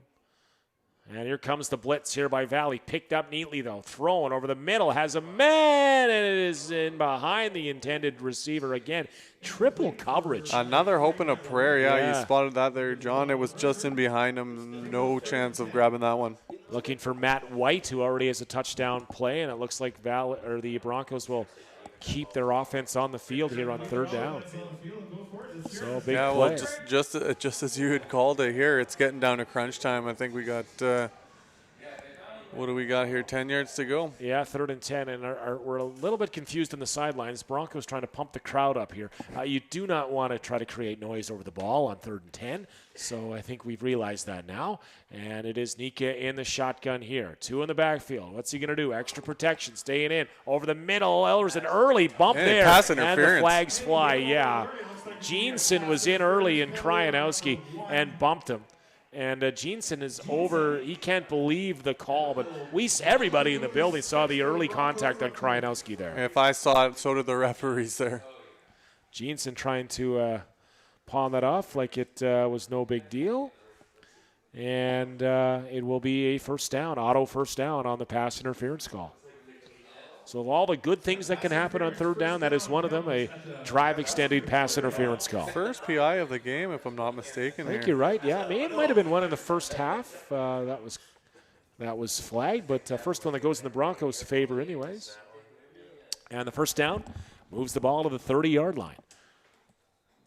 Broncos here moving the ball. They've survived a couple of bullets here in this drive. Back to pass, time again, screened out. And is that incomplete? They're going to give him yardage. They're going to say it was caught on the far side of the field. And that was Jaden Cummins, I believe. Or Aiden Cummins, excuse me. And give him 2, maybe 3. 2-yard gain. It'll be 2nd and 8. So some positive yards for the Broncos here. Trying to put points on the board. Even a field goal would make it a one-possession game. The rain's lightened up here too as well, John. So just even more incentive for them to throw it up. Yeah, and out of the shotgun, likely the play call here. Back to pass. The lefty Nika throws over the middle. Oh, just in behind. No, a great catch. Best catch of the night. And it's Ethan Longley finally converting. It looked like that pass was behind Longley, but he finds a way to reach back and tip it to himself. That's a great catch. His back was moving forward, but his hands did just enough to tip it back up to himself. I did not think that was going to land right back into his hands. Well done. And that is a dangerous spot of the field over the middle to catch a pass like that, to reach back behind you here. So big first down. And the Broncos here seem destined on this drive to put up a major score. The way it's happened for him here in the shotgun formation. To the far near sideline. Kryanowski at the catch. The 5. Kryanowski's going to score. It's a touchdown. And the Broncos are within 5 here with the convert upcoming. What a drive by the Broncos. They get away on 3rd down gamble and put up the touchdown. Oh, what a fantastic cut, too, to fake out John Tams there to easily stroll into the end zone, John. Wow, what a drive by the Kamloops Broncos. I mentioned they were almost destined. They're going to go for 2 here. So they're trying to cut this to a 3-point game. With 9:24 to go, it's now 34-29. This might be the game of the week. And I know we had 2 3-0 teams battling it out this week in the BCFC. Yeah, but those guys aren't as desperate as these 2 teams are. Last check, Langley was blowing out West Shore in that game. This is the game of the week here, perhaps. Shotgun formation here for the 2-point convert. Nika will pass to his left, has a man. Now he's going to overthrow the receiver. Good coverage in there being provided by John Tams, defensive back. So it's a 5-point game. And knowing the Broncos still have to go the length of the field here if they want to win this football game. Do we see another onside kick here? Well, for the Broncos, how many times have they been able to run an onside kick this year? Probably nil. You could be feeling inspired, though, from what we saw earlier. You know what? I think you put a bit of faith in your defense here. You kick it deep, and you hope your defense can keep it going. They've been able to keep the the Valley Huskers out of the end zone here in the second half. They limited them just a field goal. Yeah, it's a fantastic effort by the defense in the second half. They were non-existent in the first half. I think the Huskers converting on their first 4 drives. So we will see the kickoff here now. See, the Broncos can be stout here. Once Monk gets this one up with a bit of a wind advantage here. That wind has favored the Broncos here too. They've had 2 quarters with the wind. I think it's changed directions here a little bit. Yeah, and the rain's all but gone. Monk will kick it off at about the 25. Bobbled, now handled. Is that Poulin again? Yeah. Room up the middle. Poulin, good yards. All the way to the 45-yard line. He gets about 20 on that return. And good forward progress. Monk with the tackle. Yeah, Monk there. So it always helps out when your punter, special teams can come out, and he got his nose dirty in there. Well, they're smelling a win here. They just need a big stop here. The Valley Huskers taking over on the 45-yard line here. Let's see if the Broncos can ride momentum after a touchdown to pull them within 5 here on home field. Shotgun formation, and the give. Schiavo up the middle, and he will get a few. But that's a positive play for the Broncos on defense on first down. Yeah, tackle made there, John, to shut him down as I look for the number here. Remy Schiavo has had a lot of touches along with Brandon Poulin. Second down at 8. And they have definitely been big parts of the offense along with Ethan Diaco and both quarterbacks we've seen here tonight. All right, it is 2nd and about 7 here. Shotgun formation, rolling. Van Kunet pressured. He's in trouble. He throws it up for grabs. I'm not sure if they're going to rule the sack or not. I think they're spotting the quarterback's sack here. Let's see. It's an incomplete pass. Oh, he went up high to bring him down there. With the pressure. And someone injured here. We have a Bronco down on a knee. Incomplete. Did they spot it at a sack or not here? There's the quarterback sack, so they do give him the sack here. Yeah, Wow. Troy Mello pulling him down there. He was down on the ground there on one knee. What a He's stop. limbering back to the sideline Well, he here. was right in the mix there trying to bring Van Kunet down. And they had Van Kunet in the grasp, and he just tried to throw it away. Good call by the officials to rule that as a sack. It's a loss of 9 on the play, and it will be 3rd down, and the Broncos are going to get the football back here again. Wow. What a game we have here. What a finish in store. Receive the punt. Back on his own 25-yard line is Homan. And we have a timeout here. Timeout Broncos. They wanted a timeout here. Maybe not wanting to, I'm not sure if they had the right formation. Maybe they didn't have the right amount of players in the field here. But it was definitely a punting scenario. Yeah, they had 13 and they are so lucky that they did not get penalized the 10 yards. As they had too many. Great use of the timeout by the coach and the coaching staff there at the bench. Great That's job. why you keep count. Yep. But obviously, this stage of the game, you don't want any of those penalties, those ones through personnel in the field. Those always hurt, especially in a close game like this. So 8:27 with the clock stopped temporarily here on the 4th quarter. Hope you're enjoying BCFC TV. I'm John Keane. He's Kurt Appleby. We're brought to you by the BC Lions here tonight. Well, the Lions, last check, were also winning at home. Now they're tied at the half with Hamilton. 3-3. Boy, I'm not sure if they're allowing forward passes there tonight at BC Place. The way that game is Barn going. burner. So the snap and the punt here, and it is another boomer from Homan. Man, he's got a good leg. Chasing returner back to the 25-yard line. Little bit of room, still on his feet, still moving forward, 35-yard line, hard tackle.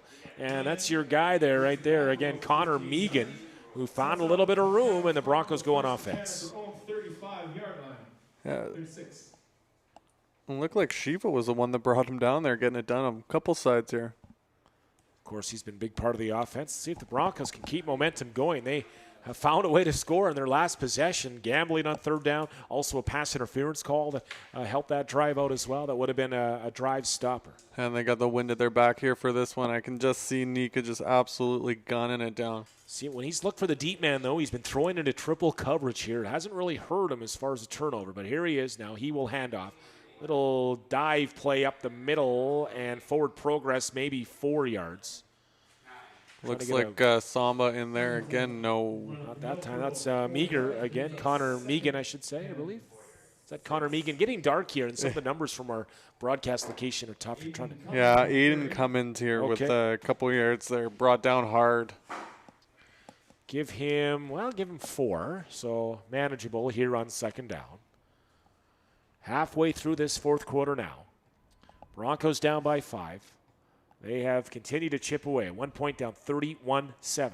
Nika back to pass. He's going to take off. Now he's going to throw. He has a man. It is bobbled, and Kryanowski couldn't come up with that one. Nika on the move. Had Kryanowski, and he's upset with himself, Kryanowski. I thought he should have had that one. Yeah, he probably should have. There was nobody around him, but he did have to fall to make that catch. He can't come up with it and gain the first yard here for the Broncos. Kryanowski's been a big part of on offense here tonight. 2 touchdown receptions in a team where the Broncos have in this game put up more points than they have all season in the first 3 games of the year. 27 points in the first 3. They have 29 tonight. Needed that safety to get over that mark. Valley coming into this game in similar circumstances, 0-3 on the year, but some close defeats so far in the year, except one blowout loss. Langley moving to, I believe, to 4-0 today earlier. There's a punt by Monk. And it'll hop around midfield and hop out of bounds just on the Valley side of that center stripe. So Valley's going to get back to work here on offense with a 5-point lead near midfield. Yeah, the snap looked okay. You would have liked to see that punt. It went higher than it went further. Unfortunately, bounce out right at its center. So Valley sure has not moved the ball here in this half after moving it at will, especially in that first quarter where they scored 3 major touchdowns. You mentioned the 4 touchdowns they had in the half. And they have a first down now at midfield. Broncos trying to hold again. Their defenses look good. And it's McDonald a pass. He has a man. It's caught down to the 30-yard line. Nice reception, nice ball to Nathan Stokes. Stokes hauls it in. Megan again bringing him down. How many tackles do you think that's now for him, John? Yeah, Connor Megan's been involved in a lot. Although, you know what, you don't love your defensive backs making tackles because that means that they're at second, third level already on offense down the field. So it's a big first down, Kurt, all the way to the 30-yard line here. The Broncos cannot give up any more yardage. No, they can't. They need to be as good as they've been all second half here and really shut them down. Shotgun formation here. McDonald, he will hand off. He had met right away. Chiovo going nowhere here. The Broncos sniffed that one out, and Darby Kwan again is right there to meet Chiovo. 3-yard loss. Yeah, that was a hell of a stop right there, John. Darby Kwan's had a couple of big tackles for losses here in this one. None bigger than that. Brings up second and about 13. Loss of 3 here. Passing situation for Valley. They have shown that they are a passing team here for the most part all season long.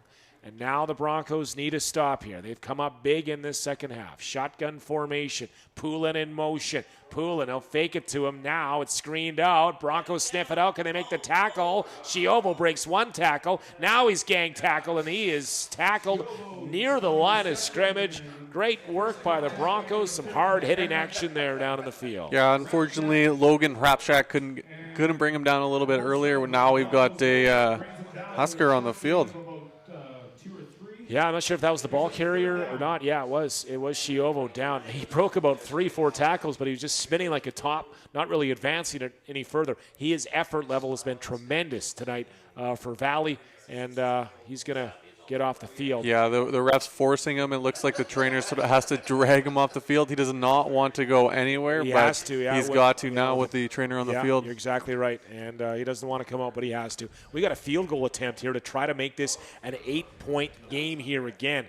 We've seen a big leg by Ethan Holman tonight, one of the best ones I've seen in the BCFC. This will be a 39-yarder to make it an 8-point game here with 5:07 to go in the fourth quarter. And the wind is picked up. It is right into the wind here. It's going to require a lot of extra leg here, John. 39-yarder. Holman has had plenty of leg here in this game here tonight. Fans trying to make some noise below us here at Hillside Stadium. Well, we can feel the stomping going on right now. This to make it an 8-point game from the 39-yard line. Holman surveys it from the near hash. Snaps a good one. Ball is up. Plenty of leg. And he is good. Ethan Holman would have hit that from 45-50 with that boot. Boy, he has an electric leg. That was just incredibly impressive. No matter how you look at it, obviously it started well with a great snap, but he put a hole in that ball. BCFC, if you're thinking about a special teams player of the week, let me nominate to you Ethan Holman on his effort here, punting and kicking the football. And not one of the flashy kick return or punt return touchdowns. There has not been a kick return touchdown in the BCFC this year. Ethan Holman, for me, has just showed incredible ability here in special teams tonight. Yeah, accurate and strength. It's everything you want from a kicker here. So it's still a one-possession game. It is an 8-point game. And the Broncos are back on the offense here, under 5 minutes to go, clock running. Back to pass. Thrown right side. Luck out. Nearly picked off, was it? No, incomplete.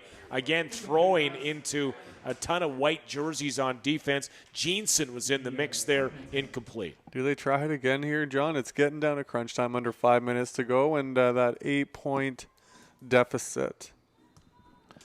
So from the 35-yard line after that big field goal from Holman, the Valley Huskers have not had a major score in this half. Back to pass. Nika, he's going to step up in the pocket. Now he's pressured. Pocket closing. Takes a bump. Still on his feet here. Still running. Nika head down, fighting forward. He's going to be short of the first down. That is a hard-earned 5 yards. Valley says they've come up with a football here, but I think the play was over.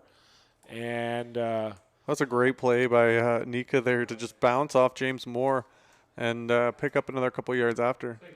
Let's see. Officials are going to talk about the possession of this ball. And I believe the forward progress was stopped. But they are going to talk about it here. Third down. And the Bronco punt team has come out here on what would be 3rd and 5, although there is a discussion here between the officials exactly who will have possession of this ball. Nika took a couple of big hits. Valley trying to indicate that it might be their football here. And they will be third down. Third down signal from the head official here tonight, and a punting scenario here for the Kamloops Broncos. So, Broncos here trying to get a good kick from Landon Monk. Good punt, I should say. He's got the wind to do it. Yeah, he does. It is a blustery once again here. It's been an odd night of wind. It's been kind of circling, big gusts at times, and the flags, snap over the head of Monk.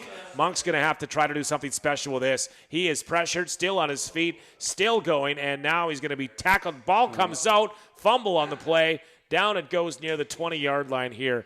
And the Broncos could not afford a special teams blunder. They have been doing a good job of that tonight, avoiding it, but that snap well over the head of Monk, and Monk appears to be down and will get some attention here. That was an extremely high tackle. He ripped him down by the neck. I'm surprised we don't see another horse collar there, John. It's something that seemed to happen early on in the game, but haven't seen any flags for it lately. And some violent tackles in this one here tonight. Monk, not probably used to being a ball carrier either, but forced into the role. Did a pretty good job to avoid a couple of tackles, but boy, it was like a one-man army. Well, good on him for showing absolutely no fear to go back and get that, pick it up, and instead of going down, he tried to get as much as he could to do something with it. Kind of looked like he was going to go for a throw there. Yeah, well, he was trying to get rid of the ball, and just any way he could via punt or throwing the ball away, as the field possession only would have been about the 40-yard line if it would have been an incomplete pass on the turnover on downs. But instead, the Valley Huskers get it at the 20 and instant field position. But the concern is for Landon Monk, who is down and being looked at here right now. A big stop for the Broncos would be an understatement here. The game is on the line right now. So let's hope Landon Monk's been okay. He's been busy tonight, field goals and punts tonight.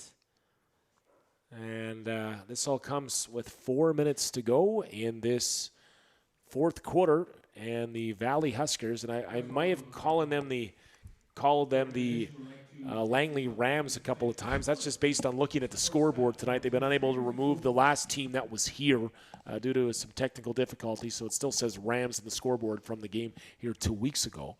It is the Valley Huskers, and they are looking for their first win of the season. And with that big flip of the field, they are in good shape. Monk's still down. Yeah, you just hope it's not an issue with his head or his neck, like I mentioned before, the high tackle. But he is down, and he is still on that ground. Being looked at right now by the Broncos staff. And this has been a well-played football game by both these teams. Valley probably didn't expect to be in a scenario where they're, in a situation here to try to hold on to a lead. Monk's going to get up, and he looks okay. So that's good news for Monk, who gets into a situation where he's a running back and basically trying to take on 4 tacklers. So Huskers in great shape here right now. 1st and 10 from the Bronco 20 after that miscue on special teams. And that's been a bit of a theme for the Broncos this season. And that was an opportunity there to try to keep it clean. They couldn't do it. All right, so it's McDonald at quarterback. He will hand off some room to run up the middle here for Ethan Paul. Paul will be near first down yardage. Yeah, a couple of yards short. Abe Fimbo finally back in this game here. He's made a few plays since his return. You don't think he stopped a touchdown there, but he definitely prevented progress. So give about 7 there or so, Kurt, and it will be 2nd and 3. And Valley now using all of the play clock here with the lead and with the ball as well, as they look for a first down, which would take them inside 3 minutes and the 3-minute warning. Valley here now being deliberately slow, trying to use that clock in their advantage. McDonald shotgun. He will hand off up the middle. Is it Paul again? I think it is, and he should have first down yardage inside the 10, near the 5, call it the 7 yard. And Darby Kwan chasing him down again there. Probably did prevent a touchdown right there. So it will be first down, and this will be our final play before the 3-minute warning. And now they will whistle the 3-minute warning. And all this coming with the ball at the 7-yard line here. Broncos need to stop. They need a turnover. They need something to go their way here late in this game. Short side of the field now from the 7. Shotgun, handoff, Paul up the middle, fighting forward, near the 3, fighting forward to the 2, and he's pushed forward. Let's see where they spot this ball, but it looks to be down around that 1-2 yard line here from our vantage point. Yeah, I wouldn't say he broke the play in there. 2 touchdowns, mega yards. So the clock will start as well here once they whistle play in. Valley in a good position here to go up. Broncos try to stack that line up. You have to assume that you have to almost sell out that it's going to be a running play here for Valley down to the 2-yard line. Also, Campbell's like to thank for today's game sponsor. Broncos need to stop here, or they're not going to get enough time to try to come back in this football game. In under this time is quarterback Van Knecht. Van Knecht, will he plunge forward? He will try, and he will step into the end zone. It's a 2-yard plunge by Van Knecht, and the Valley Huskers are going to add to their lead here late in the 4th quarter with 2:04 to go. Yeah, well done by that offensive line, finally stepping up and creating that seam for him. So decent 20-yard drive by the Valley Huskers. They do it on the ground here late in this 4th quarter. They go up 43-29 pending the converts.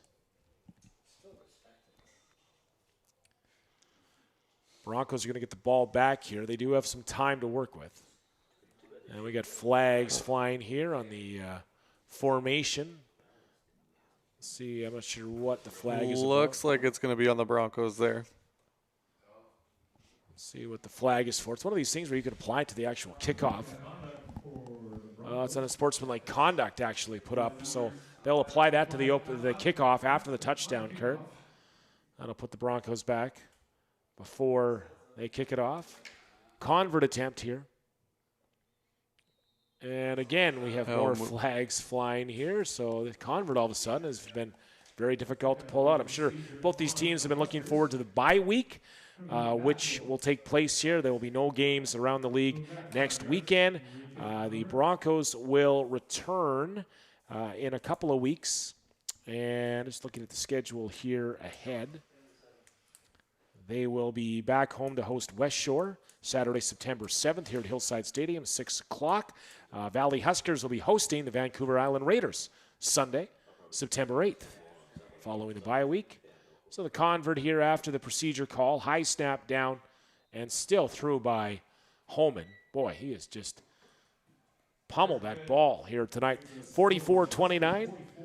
It is a 15-point game. Our cameraman almost had to bail out there. You probably got that one right in your living room. Yeah, taking down the scissor lift there with that big boot. And on the Broncos here, with limited time, will go back on offense here at Hillside Stadium in Kamloops. BCFC TV brought to you by the BC Lions, who are also in a battle here tonight at home field. A heated battle here between Hamilton. 3 game. Well, you knew with Jeremiah Masoli out of the game that Hamilton wasn't going to put up too many touchdowns, but you'd like to see Mike Riley. Mike Riley, 9 of 11 passing, 147 yards. So just haven't been able to really convert much some of those drives. So we're going to see the applied penalty on the kickoff here. It's sitting midfield. right at center, yeah. So right at midfield. So into the win here, Holman, what will he try to do? He will pound the ball here. Boy, he puts it through the uprights into the 10 yards deep in the end zone. Caden Cook's going to take it out. Cook trying to find some room in the near sidelines, has to reverse his field, and he's gang tackled by 5 or 6 white jerseys. Cook trying to make something out of nothing there, give him credit. And Valley will pin the Broncos in deep. Looks like the entire special teams for Valley wanted to pick him up and drive him right back into the end zone there, Keener. Caden Cook is a hard-nosed guy, plays the game the right way. Kamloops guy here, product of Kamloops high school football, and there he is fielding the kickoff return. Not much room. 1:57 to go here in this fourth quarter. But tough spot to be here, inside their own 10. They're going to call this spotted at the 9-yard line.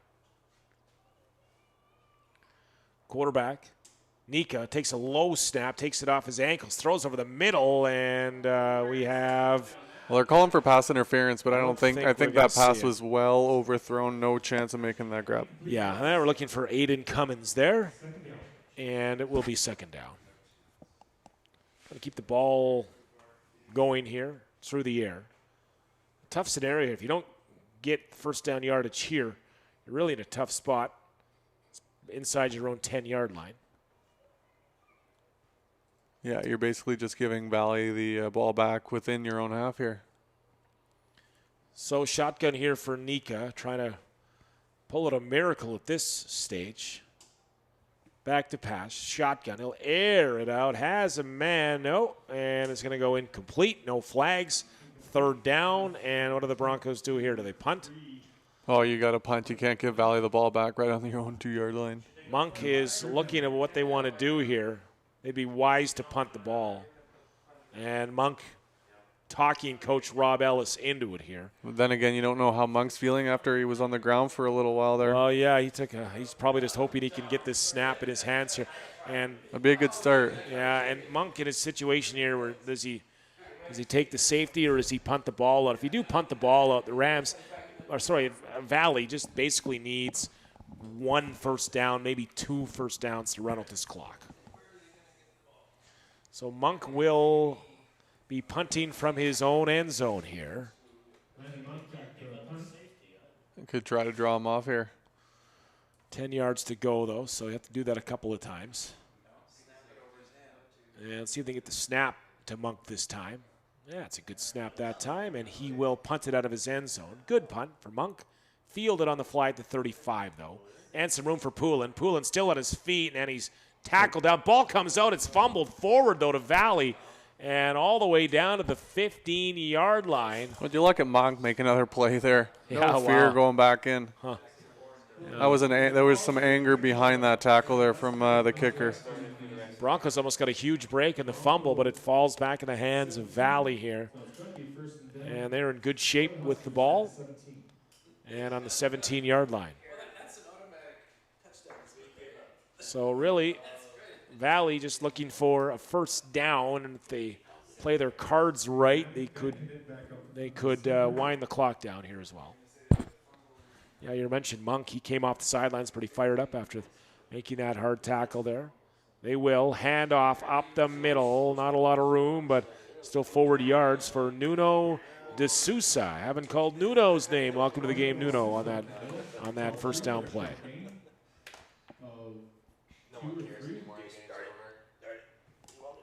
Score is 44-29 here. Valley could possibly put up another major here late in this game. And it is Van Kennedy quarterback here. DeSouza in the backfield. He gets the ball, met right away, and finishing off the tackle there, Mixon Madlin, one of the best names in the BCFC. Mixon Madlin. That's a good defensive name. Hey, I like that name. Yeah, he got himself into the mixing right there, John, with another angry tackle here. These guys are not going hard on to the end of the game here. A minute 11 left.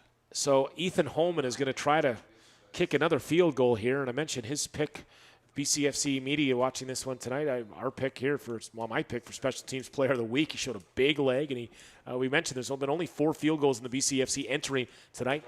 This is a crack at another one. Is that for his third, trying to double the league total? Yeah, he's showing a big leg here. Good snap, and this one is good. So put 3 more on the board for the Valley Huskers. Again, right into your living room. 47-29. And Valley's going to, the Broncos, I think, just going to take this ball to 35 here after the field goal. Probably a good idea. They'll have time for a couple of plays. Yeah, send the fans home happy here with another touchdown late there. So let's see if the Valley, I think, would probably put some of their second, third stringers in the game at this point. And let's see if the Broncos are content to keep the ball on the ground, keep the clock moving here to close it out, or we'll be trying to air things out a little bit. Oh, you still got Nika in the game. There's got to be only one reason for that here, John. Yeah, good point. He'll be coming out throwing. He'll throw it, and it's complete right at near the first down yardage, but a big hit there. Well, he was absolutely crushed right there by James Moore, who you got to see a flag right there for the taunting, no? But, man, was he fired up to make that hit. Travis Rabble on the reception. Good job by Rabble to hold on to that ball and get the first down yardage here. So, he wins the war in that case. He's able to hold on and move the chains. And it is first down. Clock is running here. And the shotgun. Nika. Again, good protection most of the night. He will air it out near sidelines, out of the reach. Was looking for Krajnowski again, who's already announced as the Bronco player of the game. Couple of touchdown receptions for Krajnowski tonight. Just a little too far out of his reach, and that's what we've seen with Nika for a few passes this game. Just a little bit too far. 2nd and 10. As the Broncos will be heading into their bye week with a loss. Valley will head into a bye week with a win at 1-3, and that gets them right back in that playoff hunt. Top 4 teams make the playoffs, and getting a big win here will definitely keep them in the mix here. Shotgun Nika, back to pass. He has a man. It's Krajnowski wide open, catches the ball, turns it upfield, finally tackled inside the 30, but adds some big yards to Krajnowski late in this game. He's had a heck of a game here tonight. Yeah, Desjardins eventually bringing him down, but not for a bad little cut inside there to pick up a couple more yards after the catch. See how much in a hurry here the Broncos are to run this play. They're going to get right up on the ball here as it's whistled in. Back to pass. Nika, he will throw, looking toward the end zone. Caught down to the 5-yard line. First down. Matt White with the reception right there, just within 5 yards here, John. He took a big hit, though, near that 4-yard line. He dropped his breath there. He is looking for it. He gets up, though, to keep the play going here. Matt White showing some toughness here late in this game. Timeout Broncos here, so they are not exactly trying to just salt this one away. They want this last touchdown here. Down by 18. in the late stages of this one. Timeout Broncos. Nika has the play. He'll bring it back in with the clock stopped. I think the Broncos will be able to walk away from this game with their heads held high. Definitely, their best effort of the year. Yeah. Really done well in the air, and Samba on the ground too has been a focal point for the Broncos here.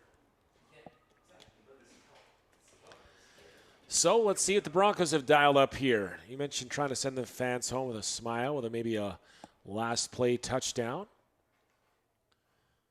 11 on the clock. Time for a couple of plays at least. Inside the 5-yard line. Shotgun snap. Back to pass. Nika's going to take off. 5-3-2. He'll walk into the end zone. Touchdown, Kamloops Broncos. So calm, cool, and collected in there to look around. Didn't find anybody. Opened up a seam for himself and took it right in. So that adds to Nika's good night. I really like the game that he has had as well. Yeah, you know, he was fired up to play up against his old team here. He really brought the effort here. And then 35 points for the Broncos so far. Looks like they're going to go for 2. Might as well. 47-35 at this stage.